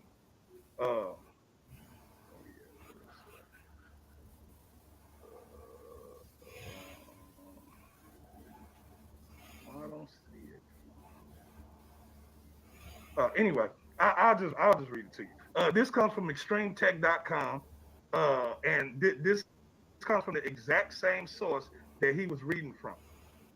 He read from the peer review letter, and I'm gonna read this. And remember, he said they could stop light. They could stop light. Yeah, they're using man-made light, and of course they could stop that shit. Nigga, this right here says to stop light, the German researchers use a technique called electromagnetically induced transparency. Nigga, they had to use light to stop light. Nigga, you don't know what the fuck you're reading. You don't know what you're reading. Let me finish. It says they started by cryogenically cooling opaque. You know what opaque means? Opaque crystal of ytterine silicate doped with parasodium. The image above is related. Let me get out here. It says the control laser is fired at the crystal. A controlled laser. They're talking about a man-made device. They're not talking about controlling the sun. They're not talking about controlling the Hey, microwave bro, can you cosmic share your screen background. again? I paused your time. Okay. Can you share it? Okay. Okay. Hold on. I think I actually probably got to. Oh no, here it is right here. My bad. Okay, can you see that? Yes. Okay. Put it up now. All right.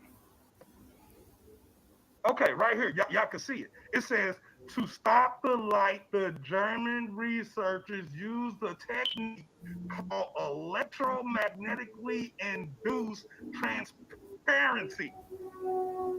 Huh? They stopped light with light, idiot. You stupid. You don't even understand. They use a man-made device. They're using a man-made device. They're not using natural sunlight. They're not using the natural light of the microwave cosmic background. They're not using it. They're using man-made light. Look what it says, a controlled laser. Look, I ain't got to make this up. A controlled laser is fired at a crystal. Just like I said, I keep every source he pop up, I'm destroying it. Every fucking thing he bring, I'm smacking it down. With empirical proof. Man-made light. Yeah, I guess so. Yeah, you can turn off a man-made light, bro. Yeah, you can. Can you turn off the light of the sun? Can you turn off the light of Polaris? You cannot control light, nigga. You only control a man-made device. What part of that don't you get through your head? Maybe you need to go get a fifth or something. And maybe it'll process better in your head when you inebriate. You know what I'm saying? Let me show you this. I'm gonna stop sharing again. I told you I got time today. I got so many slides. I got so many of this stuff right here. Check this out. This is what I'm gonna show you. Check this out. Where is it? Right here. Pop it up for me. All right. Look, this the same device that they use that he talking about. It's a man-made device. Look, they go to laser. They got a bunch of mirrors that they bouncing the mirror, the laser around with. You see that? They not using Yahweh to stop the light. Where Yahweh at in this whole thing? Nowhere. He ain't even talking about Yahweh. Because Yahweh don't control shit. Yahweh is a goddamn idol. It's an idol. It's an idol made out of damn stone. At least Allah don't have no damn idols. Allah ain't got no idols. Hell, I respect Allah more than I respect Yahweh. Ain't no statue for light. Ain't no statue for electromagnetism. Nigga, this right here is showing you undeniable proof, empirical proof that they're not controlling natural light. They're controlling man-made devices. That's a laser. Look, here go the diagram for us. See, he just talking about it. He just reading and thought he came up with some clever shit. He thought he came with something clever. Ain't nothing clever. Boy, you dealing with the Lord warmonger. I done told you.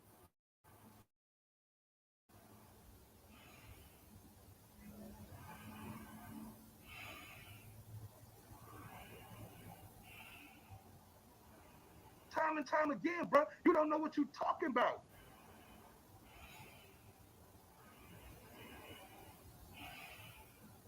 You don't know what you're getting into.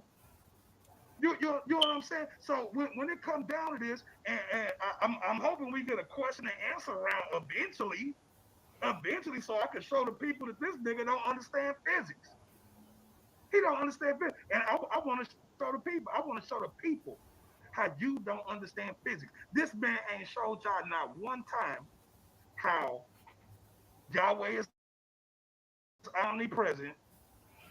He ain't showed y'all how Yahweh is omnipotent.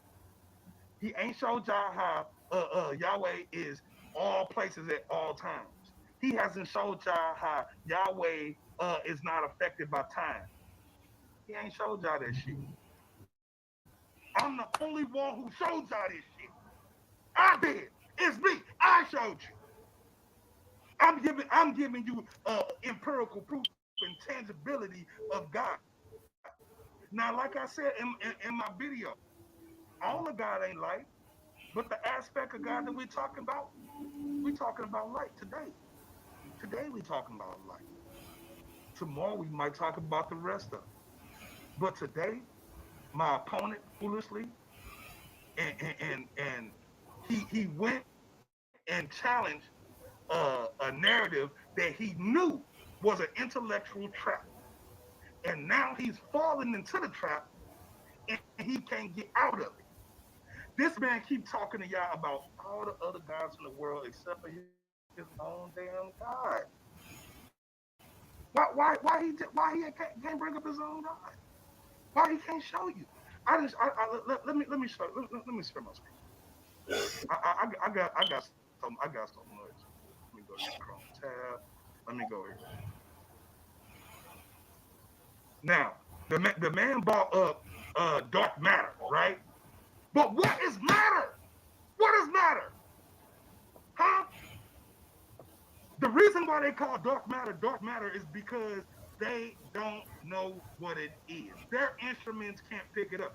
Don't mean that it ain't another form of electromagnetism. This right here says dark radiation, also dark electromagnetism is postulated type of radiation that mediates interaction with dark matter. It's another form of electromagnetism that they just don't understand yet. It says there has been no notable evidence for the existence of such radiation. But since the baryonic matter contains multiple interactive particle types, it is reasonable to suppose that dark matter also does also. I'm gonna go into it. I'm gonna go into it. I just debunked this whole dark matter bullshit. Here we go again. It says by the analogy to the way photons mediate electromagnetic interactions between particles and the standard model. Do you know what the standard model is? Dark radiation is proposed to mediate interactions between dark matter particles. So dark matter particles are regulated by dark electromagnetism. Do you understand what the hell being taught to you? It says there is no. I just read this. It says uh, moreover, it has been pointed out that recently that the cosmic microwave background, they go to W map again, data seems to suggest that the number of affected neutrinos degrees of freedom is more than 3.046, which is slightly more than the standard case of three types of neutrinos. And then they got it down here. Check it out, y'all. Check it out. Look, dummy. Look, hey JJ, come look. This says dark photons, stupid. Dark photons. Nigga, it's light that you can't see, like I've been saying this whole damn time. Why don't you know this? Huh? How come you ain't updated your information, huh? You don't do you know what a neutrino is? Do you know what a neutrino is? Huh? You don't know what it is. You just talking. You did a crash course on quantum electrodynamics and thought you was gonna sit in here and freestyle this shit to these people by rambling off on a bunch of shit that you don't understand. I've been on this. This is what I do. Just like you sit around and you worship idols. This is what I do. I study the world around me.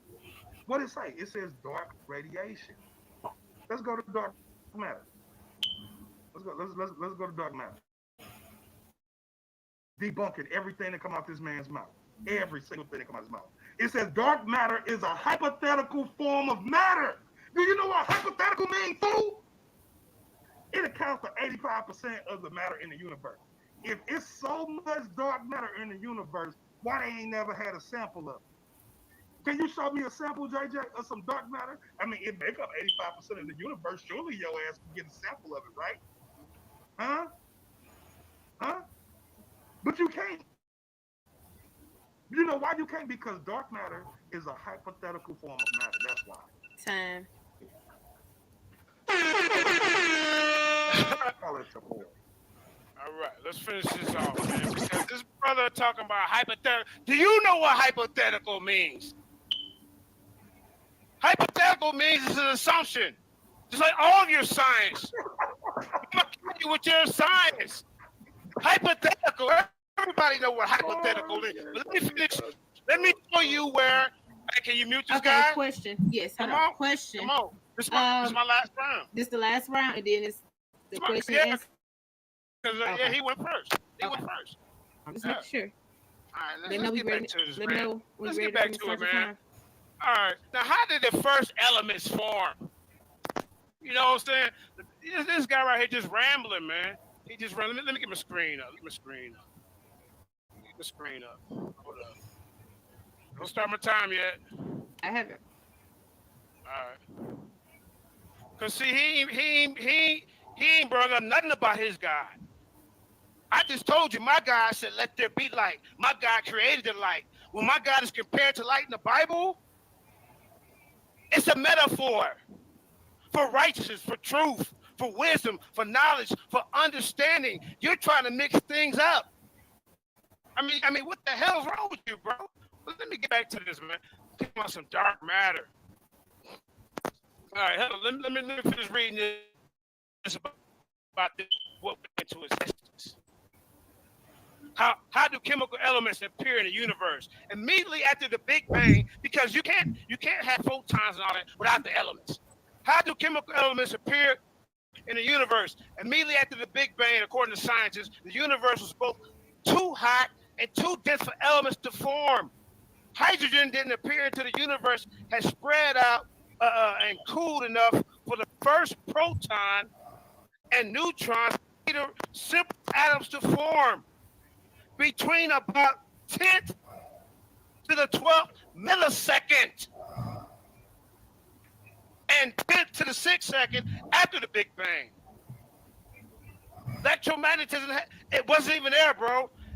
Neutrinos, quarks, and other electrons formed.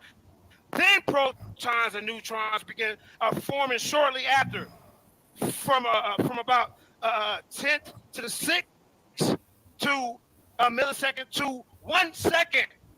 See, I'm going milliseconds. Now I'm bringing it to 1 second after the Big Bang. Within 3 minutes after the Big Bang, conditions move for protons and neutrons to form hydrogen nuclei. This is the fifth epoch of the universe. That's fifth. There is no light until 380,000 years after the Big Bang. What you call light? Now let me take you down memory lane. My point after the Big Bang, 10th to the 32nd millisecond, we get inflation. Quarks form at 0.01 millisecond. First, trons, dark matter form. Excuse me, dark matter forms later, buddy, after the Big Bang. At 0.1 to 200 milliseconds, first nuclei, hydrogen and helium form. Light, listen, watch this, y'all. Light from the first atoms. So you gotta have atoms from 380,000 years after the Big Bang. This debate over. After the 300 million years, stars and galaxy form, your sun. Anu, is the sun God or is God light? You never answered that question. You want to say, God, you're nothing but a sun worshiper. And all out through this debate, I didn't show you how your sun is destroyed time and time and time again. There is no coming back, according to scientists, from the big freeze. None. So you're not talking about a spiritual light. You're talking about a physical light that you see when you say God is light. I'm talking about a spiritual light. What my God talking about righteousness and truth. My God is not just no light. But you want to put God in a box and say he's just light? Electromagnetism is something he created. We don't, us over here, our God, we don't worship the creation. Our God, let me read you something. Because you don't understand. Ketur, Ketur. This is another representation attribute of my God. You can't tell me what my God is just going to be one thing. The Ketur crown. The crown of electromagnetism. But nah, this is Hebrew for you. But nah, that's understanding. We're the understanding of the electromagnetism of God. Because nobody meets up for this deity, this scientific deity that they present to y'all. Chakma. Wisdom. See, my God is more than just light. Wisdom. Gufura. Strength. You see? My God is more than just light. Put yours in the box. Go ahead. But do not say that what you're talking about is what they're talking about in the Bible. You said my God is the son. I told them that was a metaphor. He said, no, they say, why should your God as a son? You don't even understand what you're reading. Stay out the Bible. The Tiferet, that's beauty. See, my God is more than just light. That's what I'm telling you. My God said, let there be light. And the voice created everything that you see in existence. The sound of his voice. The sound, I told you through this debate, sound come before that. Even the Comedics say it. Where you been? Take off that mask. You're disrespecting the Kemetic elders, looking like a clown. You're looking like a updated barn with ears on, man. Take that mask off and show your face of shame. That you're shot. That's foundation. My God is not just a light, everybody. When is he going to put his God on display and tell it what he's talking about? Huh? Hot. My God is majesty. You see? When is you going to show us something about where people are meeting up with your God? So you want to try to mix science and theology? I told you, he will not answer this question. He will not answer this question. Is the sun God or is your God light? He won't. Because if you say light, then you say, well, where do you get the light from? Your light comes from that sun that I've been destroying your sun all through the debate, showing you how it's going to die out. How it's going to die out. I've been showing you. My God is Netzah. Victory. Where the electromagnetism victory God at? Where he at? Huh? Nobody knows where this God is. From a nut, some kind of Christian nut. In the book, I like that he said this thing, Mount York. He's all over the place. He's all over the place. My God can be anything he want to be. Anything he want to be. He's not just light. Mouth puck. Kingship. But this guy want to deify a created force, electromagnetism. Y'all created and guide the universe on level.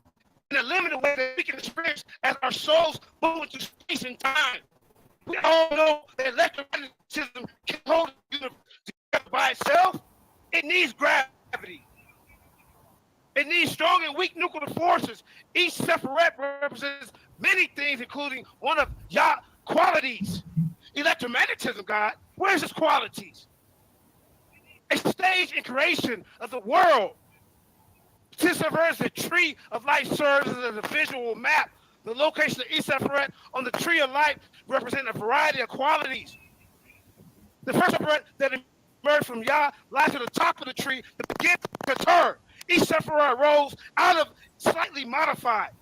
The separate or separate that preceded is the Binah, that's understanding the comfort guitar, and so on.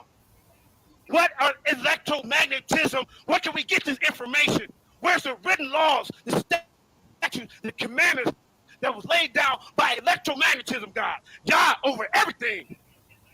The Bible is one of the most known books, best-selling books in the world. You can't come against it. Who is your God? Put your God up against my God. Because what you saying ain't got nothing to do with my book over here. Nothing to do with Allah. Anybody else that got some kind of foundation.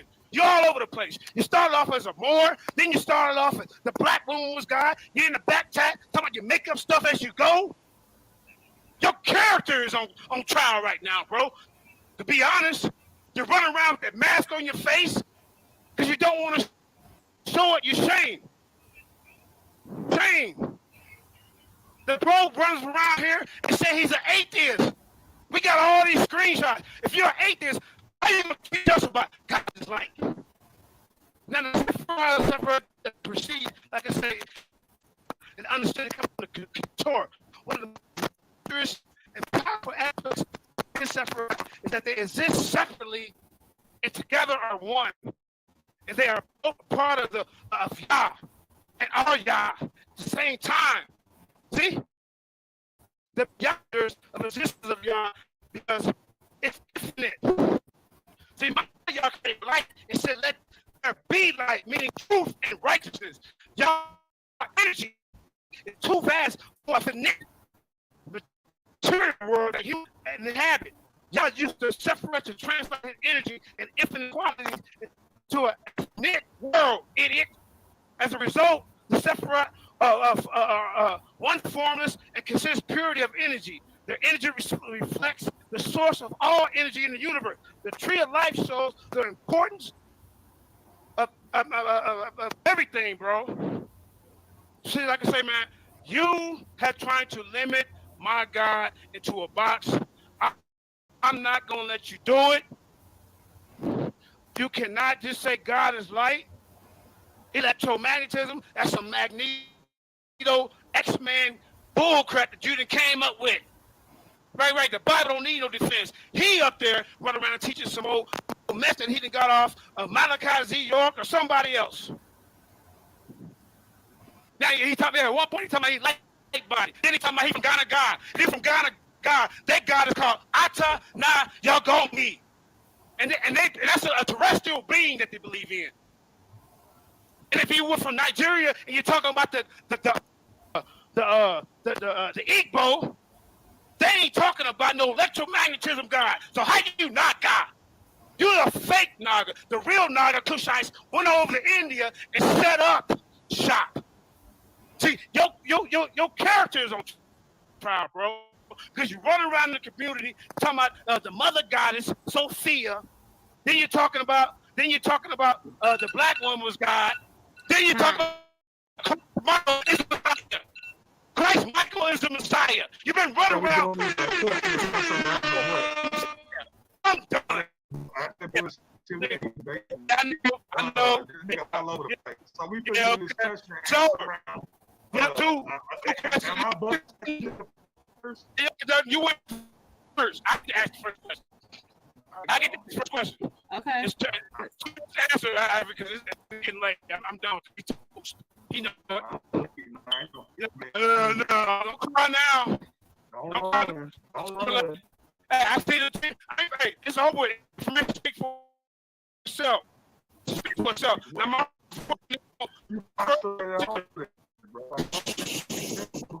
okay, be quiet. The question is the question. What's the question? The question. Quiet. Be quiet. Now, I want to know, is electromagnetism the creator God of this universe? Electromagnetism is the reason and the cause and the formation of atom, protons, Hold. neutrons. JJ, move your mic from your mouth. Yeah, We you can't hear breathing him. hard because he's mad. He's angry. Okay, go ahead. So in order to have the universe, you have to have electrons, protons, and neutrons. That shit that creates matter. So without light, you don't have matter. So you're asking me if light created the universe. Well, isn't it obvious if you can't have matter without light?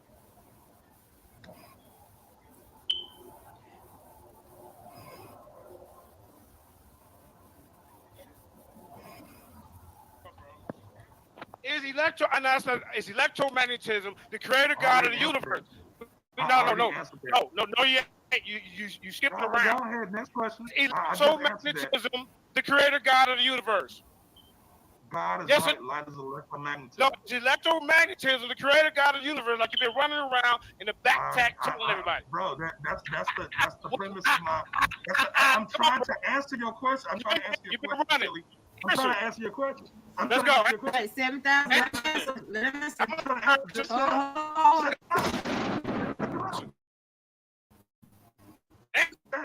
Answer. Okay. The is God is light. Light is electromagnetism. Bro, you're talking about answering, bro. Go ahead. Asking the quorum. You this idiot. I did.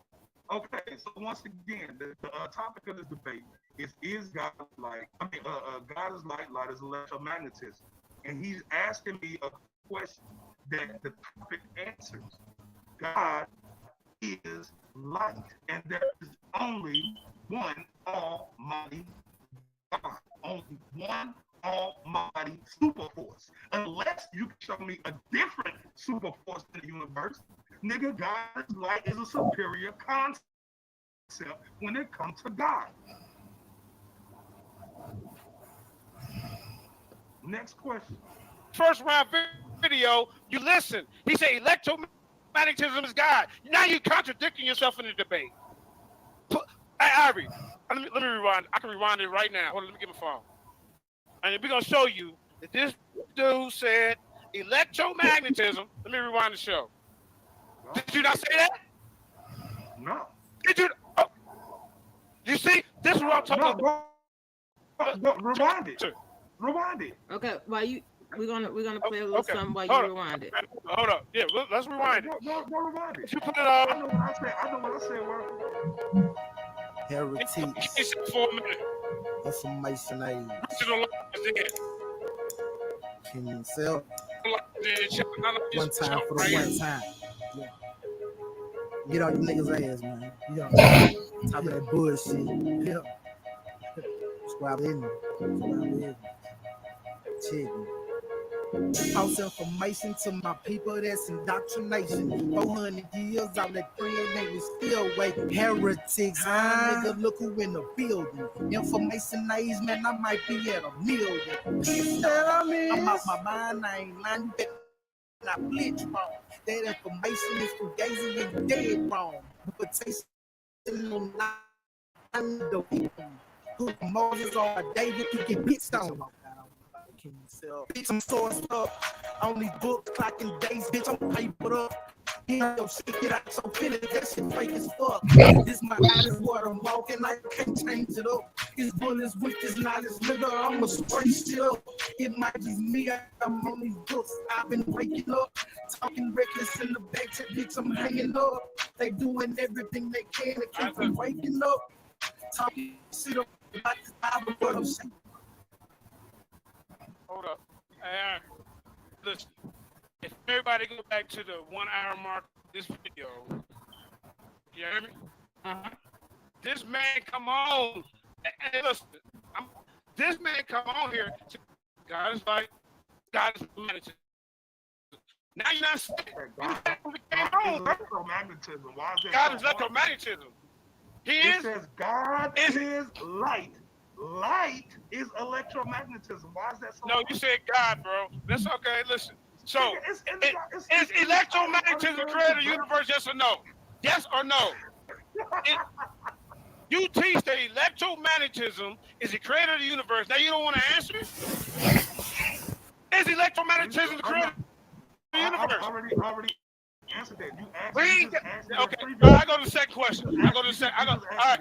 I go to the second question. And I'm done with with that. it. Okay, I'm going to the second question. Again if you like, though. No, you don't want it. You don't want it. Okay. No, go ahead. Ask it again. Is this listen? Yeah. You done read the chant, bro. Now listen. Is the sun God or is God light? And if you say God is light, where did the light come from? Go ahead.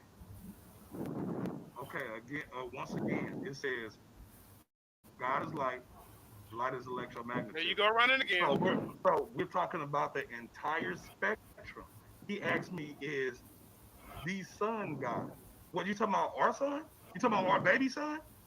Nigga, our sun rotate around the galactic center. So Okay. no, So it's not. So okay, so where did the light come from? You say where light come from? Light comes from electromagnetism. Where did the light come from?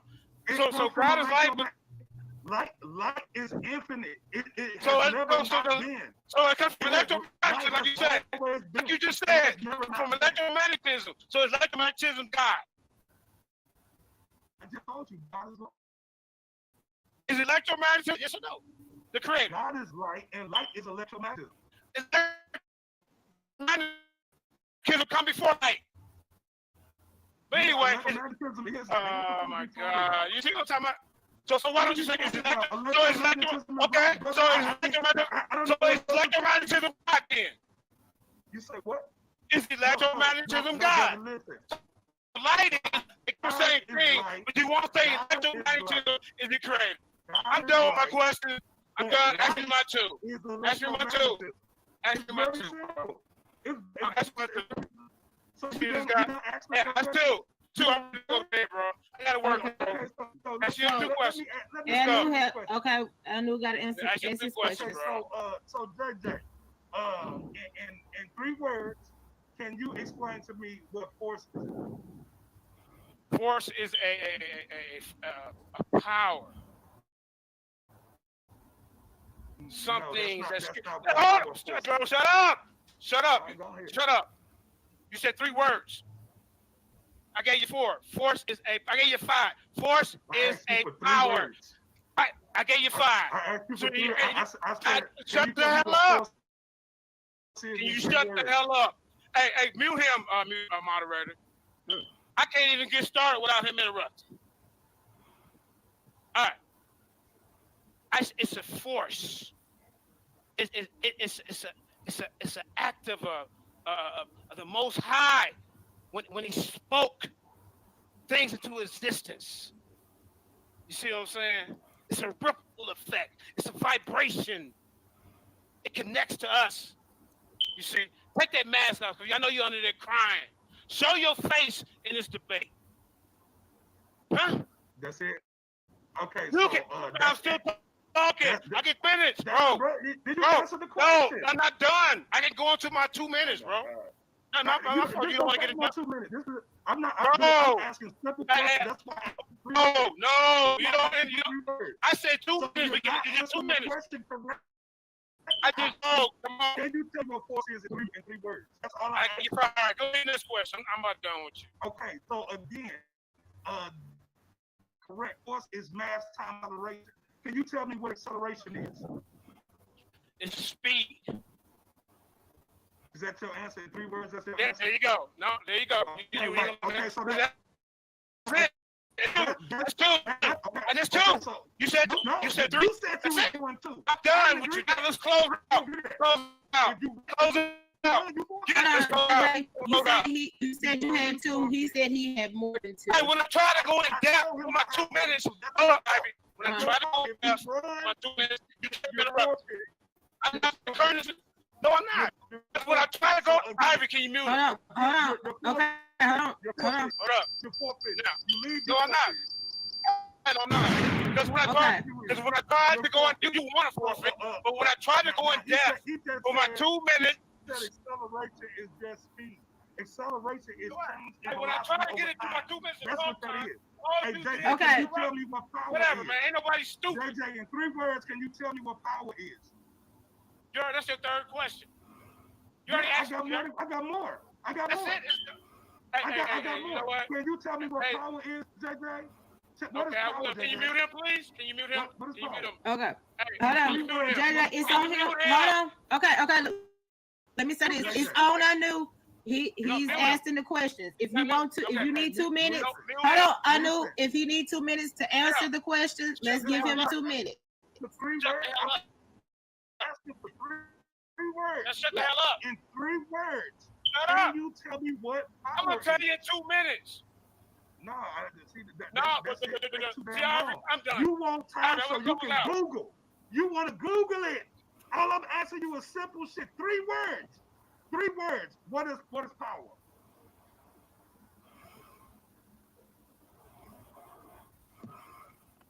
So we Googling.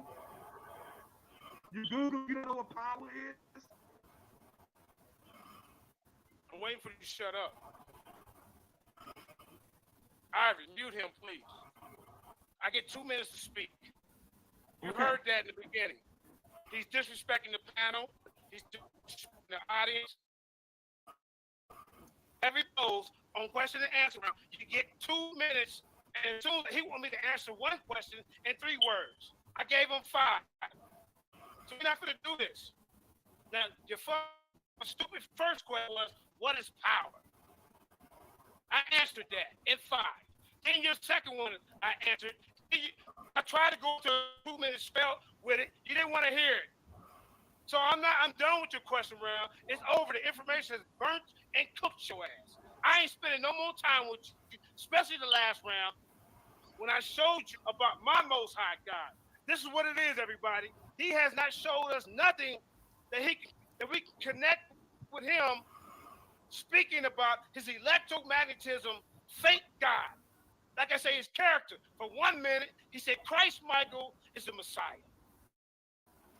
A man that he was following behind. He was a deacon over there. You see? Then he came in and said the black woman was God. You see? Then he was a Moor. You see? Then he was with the Cushite tribe. Come to find out, she followed Melech, which pertains to the Bible, Solomon. Then he went to the Ghana God. Their tribe is, their God is Atana Yagomi, a terrestrial being. But he tells us he's not spiritual or political. I'm done with this dude. He's all over the place. His character has showed y'all. He also said he was an atheist. He also said he lies and make up stuff on the fly. We got screenshots of that. So nobody's taking this dude serious. I'm done, Ivory. I don't even want to hear his closing. Y'all be the judge to see who really is talking about with more sense. All right. That was time for 7,000. Would you like to do the closing? Anu? Oh, hold on. I'm sorry, brother. Okay, go ahead. Yeah, so the nigga just sat there and read it. I asked him what power was. He never told y'all. And now he's running from the question and answer round. Who needs 2 minutes to get out 3 words? I asked the man something simple. What is power in 3 words? It's simple. Work overtime. That's what power is. Work overtime. What's work, JJ? What's work, JJ? 3 words. That's force times displacement. You don't know physics. You don't know physics. What, bro, you don't know it. What's velocity, JJ? That's displacement over time. You don't know physics, bro. You don't know it. What's density, JJ? That's mass over volume. You don't understand physics. You don't understand none of that shit you just sat there and talk. But I'm not going to hold y'all no longer. You know what I'm saying? Y'all wanted God is light. I gave y'all God is light. I proved that light is the catalyst of all life in the universe. This bum ass nigga ain't show y'all shit about Yahweh. He didn't show you how his own God created anything. No empirical evidence whatsoever. This debate was not about my character. It's not about my tribal affiliation. It's not whether if I'm a Mason. It's not if I'm Boule. None of that bullshit means anything in this debate. He only did that stuff in order to persuade you, the audience, to coerce you, the audience, into thinking negatively about me. I'm not an atheist. Why would I be sitting here talking about God as light if I was an atheist? That just don't make no damn sense. You know what I'm saying? So, like I said, I want to give a shout out to Information Age. JJ severely lost this. He bumped every single thing that came out of his mouth. He made reiterations of the same exact things that I was saying over and over again, over and over again. When it comes to understanding what God is and not who God is. See, if I was asking who God is, then I would have gave him a name. But I'm not asking. I'm not dealing with who God is. That's religious politics. I'm dealing with what is God, and rather that's spiritual light or physical light, God is light. Shout out to Information Age. Shout out to Naga World. Sun Moon set up to America stand up. I want to give all my love and admirations out to my ancestors for allowing me to stand on their shoulders and live hell out of this man. He just got judged, and I'm taking his soul to the underworld with me. Y'all all witnessed it. The man was all over the place talking about dumb shit. He brought up Yahweh DNA, which is a whole fucking lie, which I debunked. He brought up their controlling light, but he didn't tell you that they was controlling the man-made device. I debunked that. He brought up dark matter. I debunked that. He brought up dark energy. I debunked that. What more can I say? Peace and love.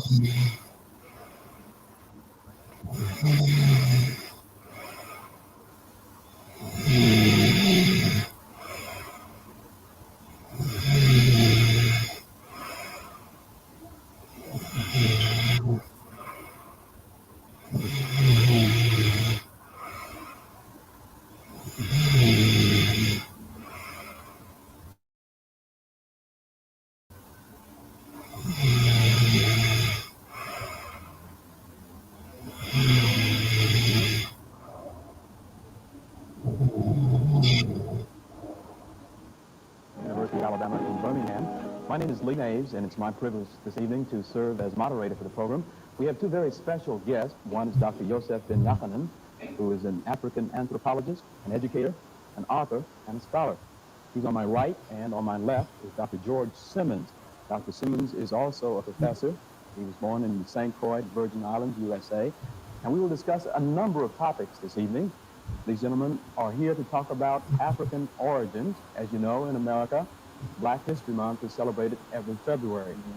Without further ado, let's get right into it, because I know they have some interesting viewpoints that will stimulate your thinking, even if you disagree with them or agree.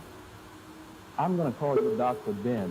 That's okay, because I understand that's what people usually call you.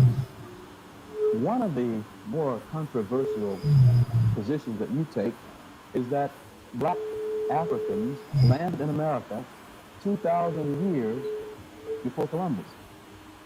I would not specify the day, but probably exceeding 2,000 years.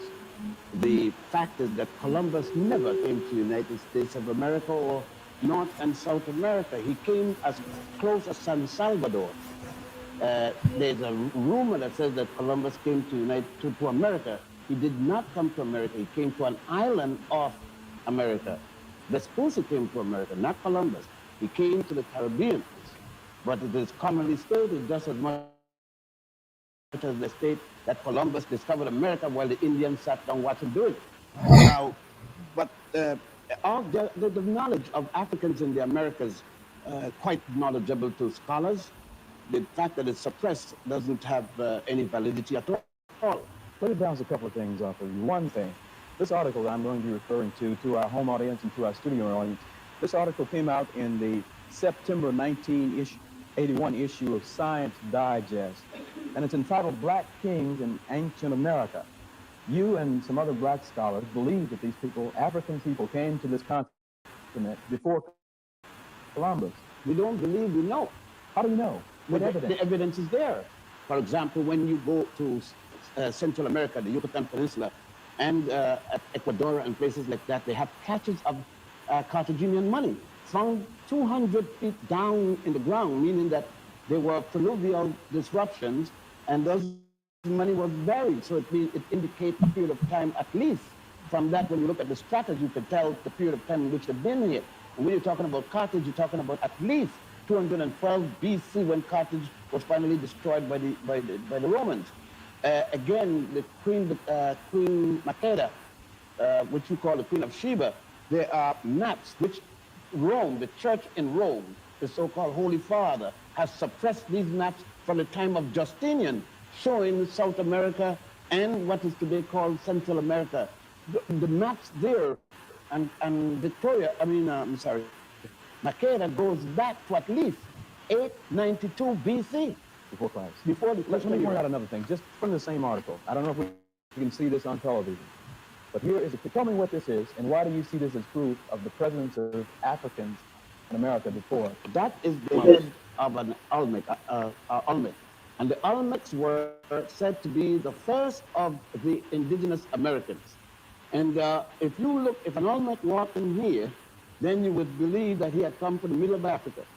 And there is no doubt about it that all of the writers prior to racism admitted that the Olmecs were in fact Africans who had come across here.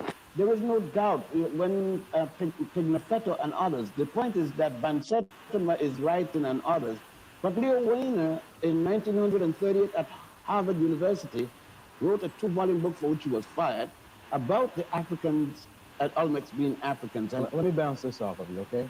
You take the same statue. You say that they're obviously black features, thick lips, broad nose. The stereotype. Okay, the stereotype. Other anthropologists say, I think Michael Cole was one of them. He says that this is not a black man. He said the people who made these statues, which I understand are 8 feet high, the people who made these statues didn't have sharp enough tools to give them white features, so they're not really black statues. They're white people carved with crude tools. What's your response to that? It's strange that the tools were not sharp enough to make narrow noses, but it was sharp enough to put eyelids. So it would seem to me that an eyelid is harder to make than a thin nose. But Michael Cole is no less a racist than the head of the Ku Klux Klan. I mean, what's the difference between Michael Cole Reagan and the Ku Klux Klan? It have the same philosophy. What is the difference between the fellows writing the Bible and write about the Queen of Sheba saying to Solomon, look not, ye daughters of Canaan, look not upon me because I'm black. My parents sent me in the vineyard and that's all this nonsense. She's black because nature made her black. Her mother and father were black, that's why she's black.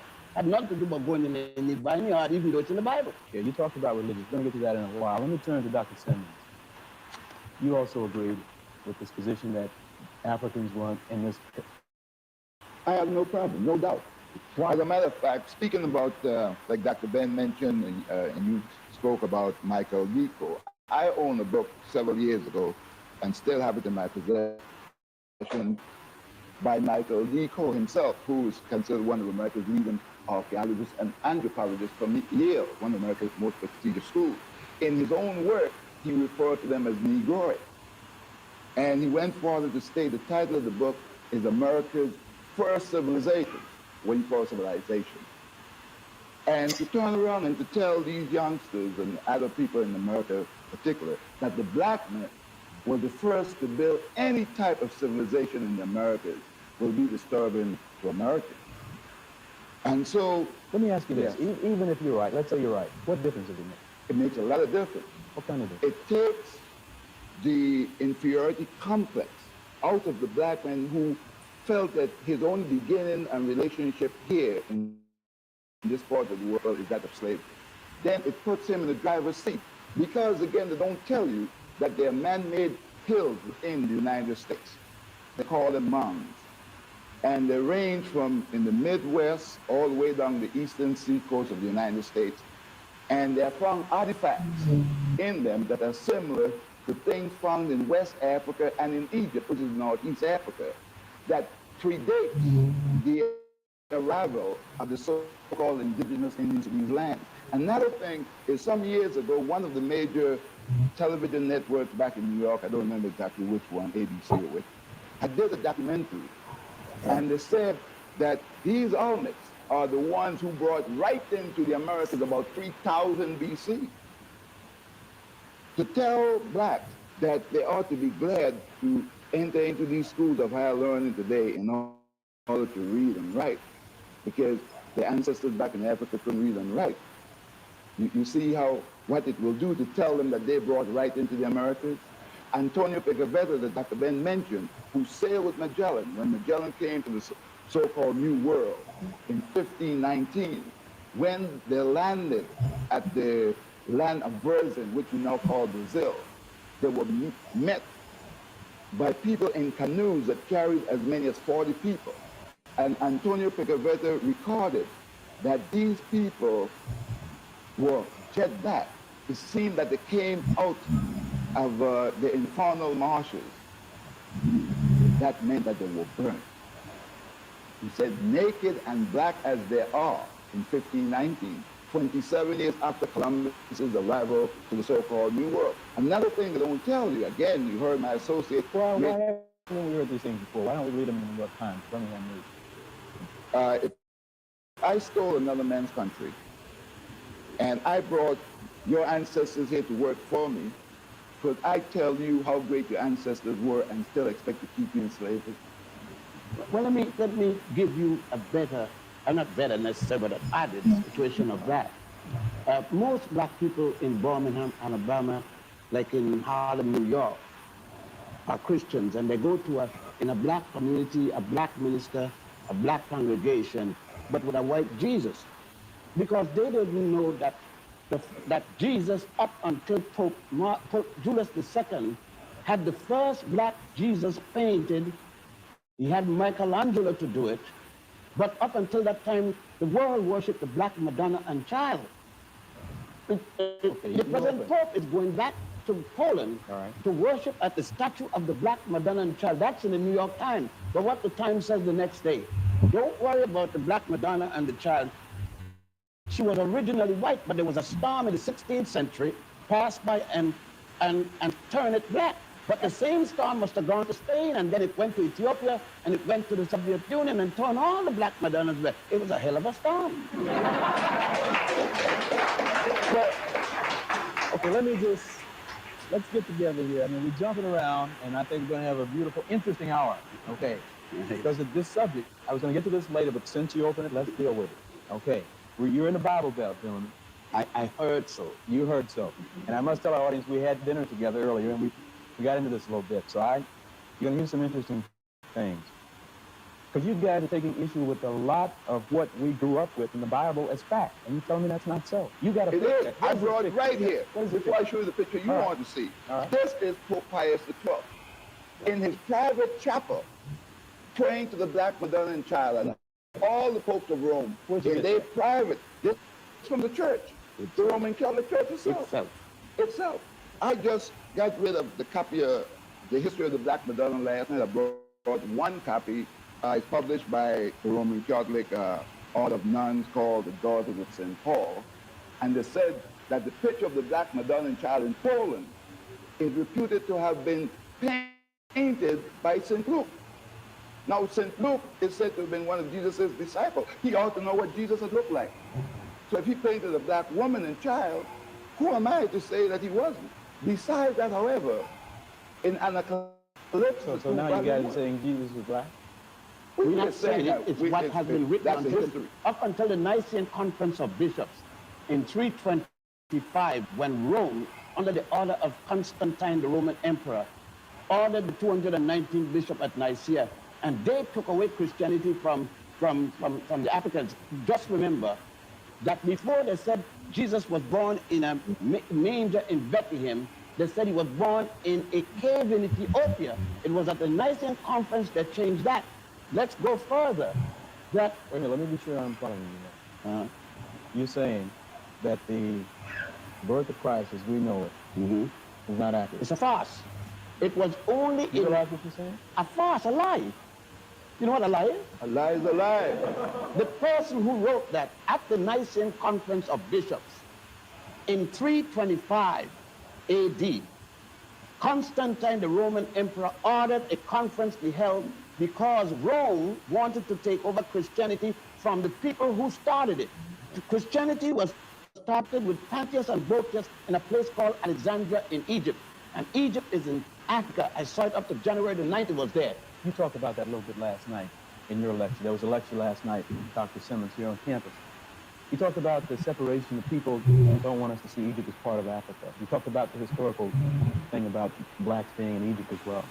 Yes, what I did last night. I don't want to get away from the other point. No, I just trigger saying that what happened is that I dealt last night the fact that Herodotus, the institutions of higher learning, white institutions, considered the father of history. He himself, when he visited Egypt around 450 BC, almost half a thousand years before Christ, said that the Ethiopians, the Egyptians, the people of cultures, which is part of present-day Turkey, were people of black skin and woolly hair. All right, and so I just want you to understand that the Egyptians we now see are conquerors, just like people who came here and took this land from the Indians, so that they're not indigenous to Africa, those who now rule Egypt. And Egypt is just as much a part of Africa as Birmingham or Alabama is part of the so-called United States. Let me just be clear on this. So what you're saying to me now is that the people that we see, Sadat and all those guys, are not true Egyptians? No. The fact that Sadat's mother was a Sudanese, Nasser's mother was a Sudanese, but their fathers were Arab conquerors. The one that was the African was Mohammed Naguib, the first president of Egypt, the one that overthrew Farouk. But 1 year after that, since he was looking for a hookup with the other Nile Valley countries as it used to be in antiquity, he was removed by the Arab conquerors. The Arabs didn't come to Egypt until 640. The first non-African people came to Egypt, otherwise called the Hyksos, in 1675 BC. The Africans there were already in the 13th dynastic period. They had built every pyramid you saw there before. They had done the S-turn in the Nile. They built every one of the major temples that had already been built, including the Grand Lodge of Luxor. The first European to come there did not arrive until the Greeks arrived with Alexander II, the son of Philip of Macedonia. Look, I'm a college graduate. I never heard all this stuff. Because they didn't intend to teach you that.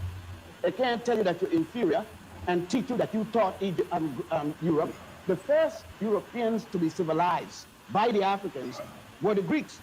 When you heard of Homer, the first European to have written anything, you couldn't miss that. They said that Homer wrote the Iliad and the Odyssey, and that was not until 833 BC.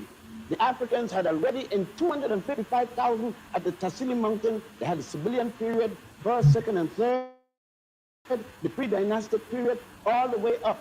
The Africans had produced men like this, Imhotep, the multi-genius that designed the pyramid of Saqqara, the first man to be a physician that even Hippocrates, the so-called father of medicine, is giving him credit and calling him the god of medicine. The Greeks changed his name from Imhotep to Aesculapius. There he is.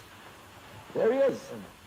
Let's get into what you were saying. So wait a minute, you guys are telling me now that black men taught Homer and as a matter of went fact, to Egypt to school. As a matter of fact, the Egyptians said Homer was Egyptian, not Greek. That's right. It's only the Europeans said that. The Westerners now said he was. But let us go back. Remember that Homer himself said in the Odyssey what? That the gods Zeus and Apollo, Europe's first gods, came from Ethiopia. Go read it. And I didn't write it. He wrote it. Thales, from Thales down to Socrates, and Socrates down to Aristotle, which they call the pre-Socratic philosophers and the post-Socratic philosophers. Each and every one, including Plato, who spent 15 years in Egypt receiving their education. You're saying Plato was educated in Egypt? 15 years. Before all heard nothing of it. Every one of them. What you had me believe then also, a part of what you said last night is that Plato and these guys went back home and they were big guys. But they were taught in Egypt? Is that what you said? They came there. They came there for their education. And they said it. They didn't hide it. It's the modern writers, the modern instructors and professors who are trying to deny it. You can't have in a racist school in Birmingham non-racist education. Let me get to something you said last night that's not going to make you very popular in this town and may not allow you to get safely out of town. You told an audience last night that you saw, I think, in a tomb in Egypt. Yeah. You saw it with your own 2 eyes, right? Yes. You told me that Moses, there were more than 10 commandments. Moses just took 42. Negative confessions. Moses isn't supposed to have been born until 1349 BC. The Africans were already in the 18th dynastic period. Akhenaten, who died before Moses was born, and Imhotep, who died more than 2,000 years before the birth of Moses, and others at the Grand Lodge of Mem had 42 laws called now the negative confession, one for each nome. They go like this: I have not killed man nor woman. I have not spoken ill of the gods. Moses is supposed to be born in Egypt. There's a place called Sukkot. Already, it says that Moses get the 10 Commandments at Mount Sinai. Mount Sinai is still in Africa, right? The Sinai Peninsula is a part of Egypt. More so, is it possible for Moses to be born in Egypt, educated in Egypt? At age 85, he's still in Egypt, and he did not learn the negative confessions. Is it possible for you to go to school, born in the United States, go to kindergarten, elementary, junior high school, and college, and never heard of the United States Constitution? Then it would have been impossible for Moses, when everybody had to read the negative confession 5 times a day, for Moses not to have seen those 42 laws and extracted 10 of them, leave 32 more. Now you could go to the temple of Setaiwan at Abydos, to go to the tomb of Ramesses VI at the Valley of the Kings, go to the temple at Edfu, where you would, by the way, see the story of an immaculate conception and a virgin birth 4,100 years before the Mary and Jesus story. As a matter of fact, Wait. no, Let me understand. this is Let shocking. me put it in form of estimate. Now, I want to stop this because we're here for information. But what you're trying to get me to believe is that Moses didn't get the 10 Commandments from Mount Sinai, but he got them From his fellow Africans. Moses was the high priest in Egypt, a high priest of the Egyptians in Egypt. Then what was he teaching? He wasn't a high priest of the Jews. They were no Jews in those days. They called themselves. Remember now, there was no Israel yet. Israel is not until 1196. And when we to hear of Abraham, Avram as he was called, coming into Egypt, the Africans are already in Egypt, already in the 14th dynastic period when he shows up. All of the pyramids are built. That's another thing. Every one, the 62 pyramids in Egypt was built before the first Jew was born. Why was he fleeing from the Pharaoh? What was the charge? I can write anything when I want to write, you know. Who's going to stop me from writing if I got the power? I was about to ask you, what kind of trouble do you get into for holding these kind of views? The other day, a black sister spat in my face, and because she couldn't take that. She couldn't take that Jesus was black. She said, no. I mean, he had no color. If he didn't have no color, how John the Baptist saw him to baptize him? Do you realize that you're getting at the foundation, that you're shooting and digging away at the foundation of what most of us grew up believing? Yeah, well, we believe a lot of things for a long time. One thing, they give us 3 pages in the Bible. Slave, obey your master. And that's what we believed for the longest time. They said that Jesus said, so how would Jesus, who fought the system, say to the slave, obey your master? They didn't sound rational with it. Look, most of the things in the European system, you could come to this university and spend 4 years, go back and spend another 2 for your master's, and another 1 or 2 for your doctorate, and never had any course at all about Africans. But every day you come here, you get courses about Europeans. This is an extension of European culture, European belief, European racism. And it has no intent of teaching about the Africans. The Africans built the Europeans' first university, the University of Salamanca in Spain. These are historical records. It's just like... One of the things you said last night is that it's not just black people who are saying these things. No. Most of this information are written by white. In white books. It's just that they don't emphasize it in the classroom. As a matter of fact, let me back you up when you open up this book. We were speaking about Columbus. None of them in here, none of the listening audience, even in the air, had the faintest idea that in the life of Columbus, when after his death, his family had to go to court because charges was raised, and this is in the records in the Vatican, in the secret archives of the Vatican, that Columbus was shown a map of where the Queen of Sheba that Dr. Ben spoke about, this black woman who had made it with Solomon and produced the son, Menelik I, and they lived more than 900 years before the birth of Jesus, had already sailed through what we now call the Strait of Gibraltar, came to lands to the west that was longer than Africa and Europe combined. And that, brother, is North, South, and Central America. May I add this? Right here at this university, they teach, and I've just been here a few days, right? A day. They teach in this institution because it's the same as Cornell or elsewhere, that Hippocrates was the father of medicine. It's not until 333 BC. Let me read this for you. Okay, you teach at Cornell, okay? I teach at Cornell also. They let you teach this kind of stuff at Cornell? They teach now, I'm there. Okay. 1700 BC, that's 1400 years before Hippocrates, you can find the home medical papyrus is paper, a compendium of information about women's diseases and pregnancies in 1600 BC, that's 1300 years before Hippocrates, the Edward C. Smith papyrus, a comparative surgical text and anatomical entry. It especially deals with the spinal column. 1550. Let me jump to one here. The Ebers Papyrus. There is the whole book on it. A medical paper by Queen Hatshepsut, the first known queen in history, an Egyptian queen.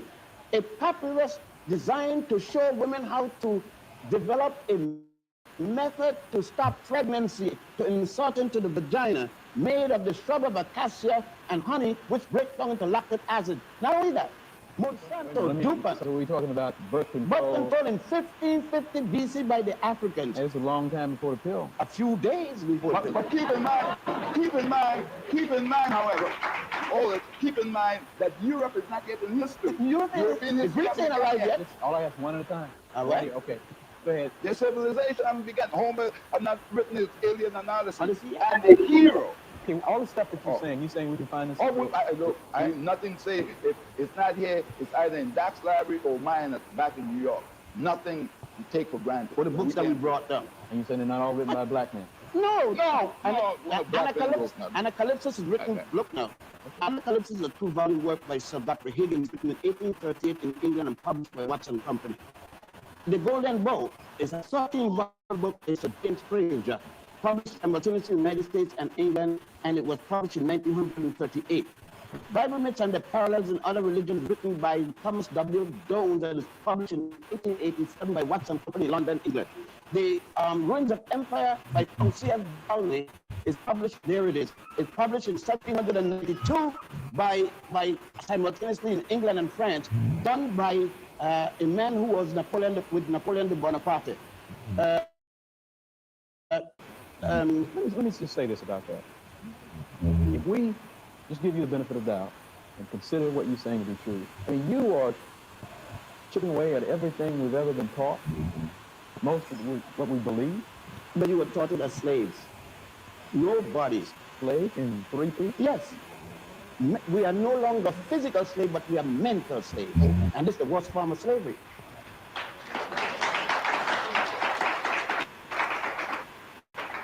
Some of us believe that the Cadillac and the house on the beach makes us free. But it's the mind that makes us free.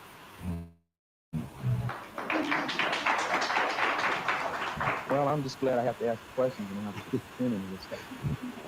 Go into something else for a minute. Tell us about some of those pictures, because I want to get much into this hour. Well, this picture that you are looking at right here is the picture of Pope St. Peter, the first Pope of Roman Catholicism, as the church admits. But this the church said that black face, black everything. If you strip in, it's black all the way down to fingernails and all those things. Well, how do I know you just didn't get a picture and paint a black face on? No, that is the statue in Rome. That you're looking at. No, not the best. Take a jet. Can't afford Take the fastest means and go to Rome and come back, right, and then tell us if it's not that same picture. I used to teach at Roman Catholic College. This is there now? Yes, now every pope kisses every pope kisses a stove. They said his stoves are worn by the thousands of kisses placed there. If the book that I got it from was not that heavy, I'll bring it that you see the Pope kissing, Pope John the 23rd. And who is this black guy? Saint Peter. The man that they told you, every black minister, every white minister says, Jesus gave Peter the keys to heaven, which means that no white man, nobody else could enter into heaven unless it come by way of me, the black man. But I hold the key to that. That's right. And there's no reason why Peter should not open for me. He suffered too there. What else you got there? Well, what I have here is some black saints. St. Augustine, some of you say the St. Augustine, St. John Chrysostom, St. Athanasius, and St. Ambrose. Black saints of the church. You have to remember that Christianity is called in Europe and by Europeans as a new religion. Right. It was alien to Europe. Emperor Constantine is the one who decided to take it. He said, I need a religion to unify my empire. With this religion, I could then conquer the world. And he himself was never Christian until on his dying bed in the year 337 when he became converted to Christianity. But he took it to unify his empire. But in Augustine, in his unchristian doctrines, he wrote 48 different works. The three most known in the West is his Confessions, which he specifies who he was, and then the Holy City of God, and the last was on Christian doctrines, the fundamental principles of modern Christianity. Three black women, Felicita, Perpetua, and Nymphana, were the first to die for Jesus Christ. Next, and they were from what is today called, how do you know this? It's in the documents of the church. And it's in the writing of the church. And was it not Pope Melchizedek, the three African popes of the Roman Catholic Church, Melchizedek, Victor III, and the other one, Galatius. Galatius, we have them there. Now, these are church documents. But remember, when there came a time in 1506, after we lost power in Spain, the Africans ruled Spain from 711. We were calling ourselves Moors, M-A-U-E-R-S, then M-O-O-R-S. From 711 until 1485, 774 years, when we built and brought into Europe the university system, building the University of Salamanca, S-A-L-A-M-A-N-C-A in Spain, a copy of the University of Benin from ancient Ghana, which was equally a copy of the University of Sankore in Tombouctou, which the French later called Timbuktu. Now, look, if you want to read it, read Stanley Lane Poe's The Moors in Spain, written in 1887, or Alejandro Macaziza. Read his book in Spanish, The Moors in Spain, and say that even the bath was introduced by those Africans. You said the bra was introduced by... The bad was reintroduced because Rome had a bad before, but they stopped because of not understanding the Christian doctrine that the Europeans have embraced. They stopped for over 1,000 years from taking back. Matter of fact, that like to make Matthew the Queen Victoria of England boasting of herself being the cleanest woman in all of Europe, taking one bath per month. I have books show you where people were made saints for boasting and never even washed their hands. Saints of the church. Do you have a copy with dirt with you? No, I didn't bring too many. Okay, let me, because you guys are bombarding us with so much. Just tell us a little bit about who you are and what you do on a day-to-day basis. Dr. Well, my name is Joseph Ben Yekanen. I teach at Cornell University History and Egyptology. I'm an author, former member of the United Nations, graduate with the PhD from Cambridge University in England, a PhD from University with a law degree and practice law. Now,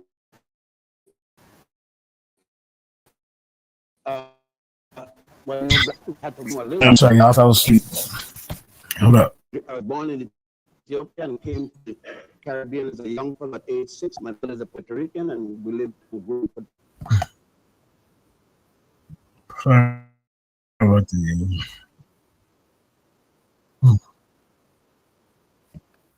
sorry, y'all. I fell asleep. My bad. Water Blue still hanging out though, and Professor Level still hanging out. Thank y'all, man. Man, I apologize, man. JJ fell out, but hope y'all enjoyed that debate with me and Anukakerakt. It was a classic debate, man. It had a lot of energy, and I'm doing the type of debates I like to be involved in. It was a good challenge for me stepping outside the Bible. To diversify my resume as far as my different debates. I have a lot of scientific debates. I got the Big Bang Theory on trial. I got what was it? Oh man, it was Big Bang Theory on trial. I got the one with the new. It was I think it was something about evolution. But I have to go check it out. I'll get the list right next time. But yeah. So thank y'all for hanging out with JJ7K TV. I appreciate y'all. I'll be back tomorrow. If Malachi Baby Hebrew is feeling better, I have him and JT Raw coming into the Lions Den, doing what they do. They can't kill us. So yeah. So let's get up out of here with a song, and you know how we do. I'll see y'all tomorrow. Let's see. Hey, I was knocked out. Sorry about that once again. Still had y'all some people's attention, and I appreciate that. Okay, let's see. Let me get up out of here. Yeah, man. Let's see. Make sure I can see. Okay. Hold up. Let's see. Let me know. Can y'all see the screen? Okay, damn. All right. Okay, hold up. All right, we try this one more time. Sorry about that, man. All right. So, present. Share screen. I can't even look at my phone. My phone died to see if it come on. Hey, so hey, put a 1 in the chat if y'all can see the video when my screen when I start to share. Cause I can't see. Put a 1 in the chat. Oh man, I was knocked out. Damn. 1, 2, 3. I think it's sharing. Okay. Let's go. I want you and that young man to tie that knot. I'm gonna pray for you. And I want you to hold on to God's Indian hand to help Joshua fight the battle of Jericho. Yes. The old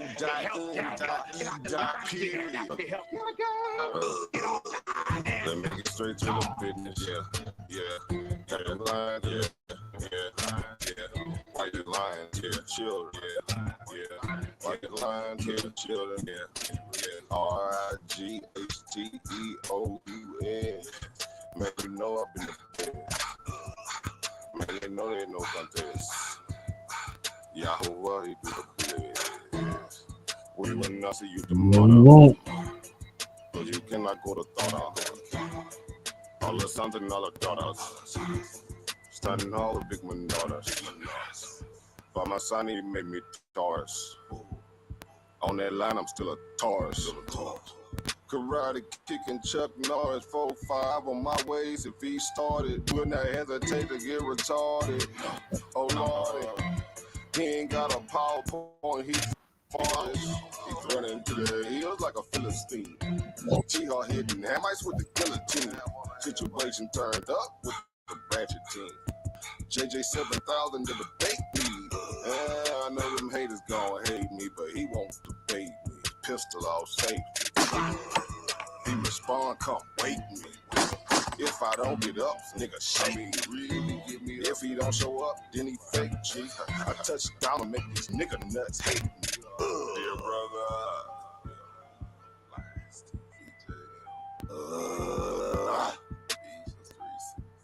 Balling and crawling all the way from H-Time. Let me get straight to the business. Man, them lines in the building. Why you lying to them children? Why you lying to the children? You gon' cry, you gon' get I'm like a frog, nigga, reef. Of course it's in the spirit. I just got the Porsche, she can steer it. Michael got the raw, shack and will it. Lamborghini doors, you better not spill it. Mama's high, say I'm more than just a villain. Mama's cry, I'm dope and wide for her children. Suicide, immortalized as a village, yeah. Black suicide.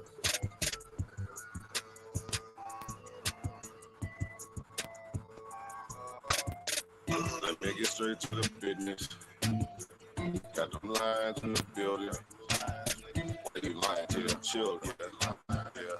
They lying to them children. Yeah. RIGATEOUS. Yeah. Man, you know I be there. Yeah. Man, they know they know contest. Yeah. Yahoo, yeah. Wow, what's that?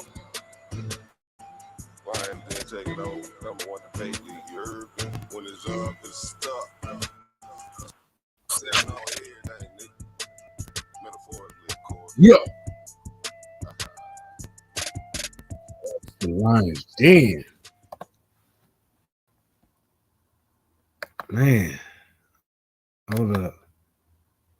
Man, hold up. Let's see. Nah, man, we trying to hear that. All right. Yeah, man. Man, it's Professor Lovely Lady, Water Blue. I apologize, man. Everybody else is watching this late with me. Like I say, peace and blessings, man. Shalom, as Tashaka would say. And we are out. One. See y'all in the morning.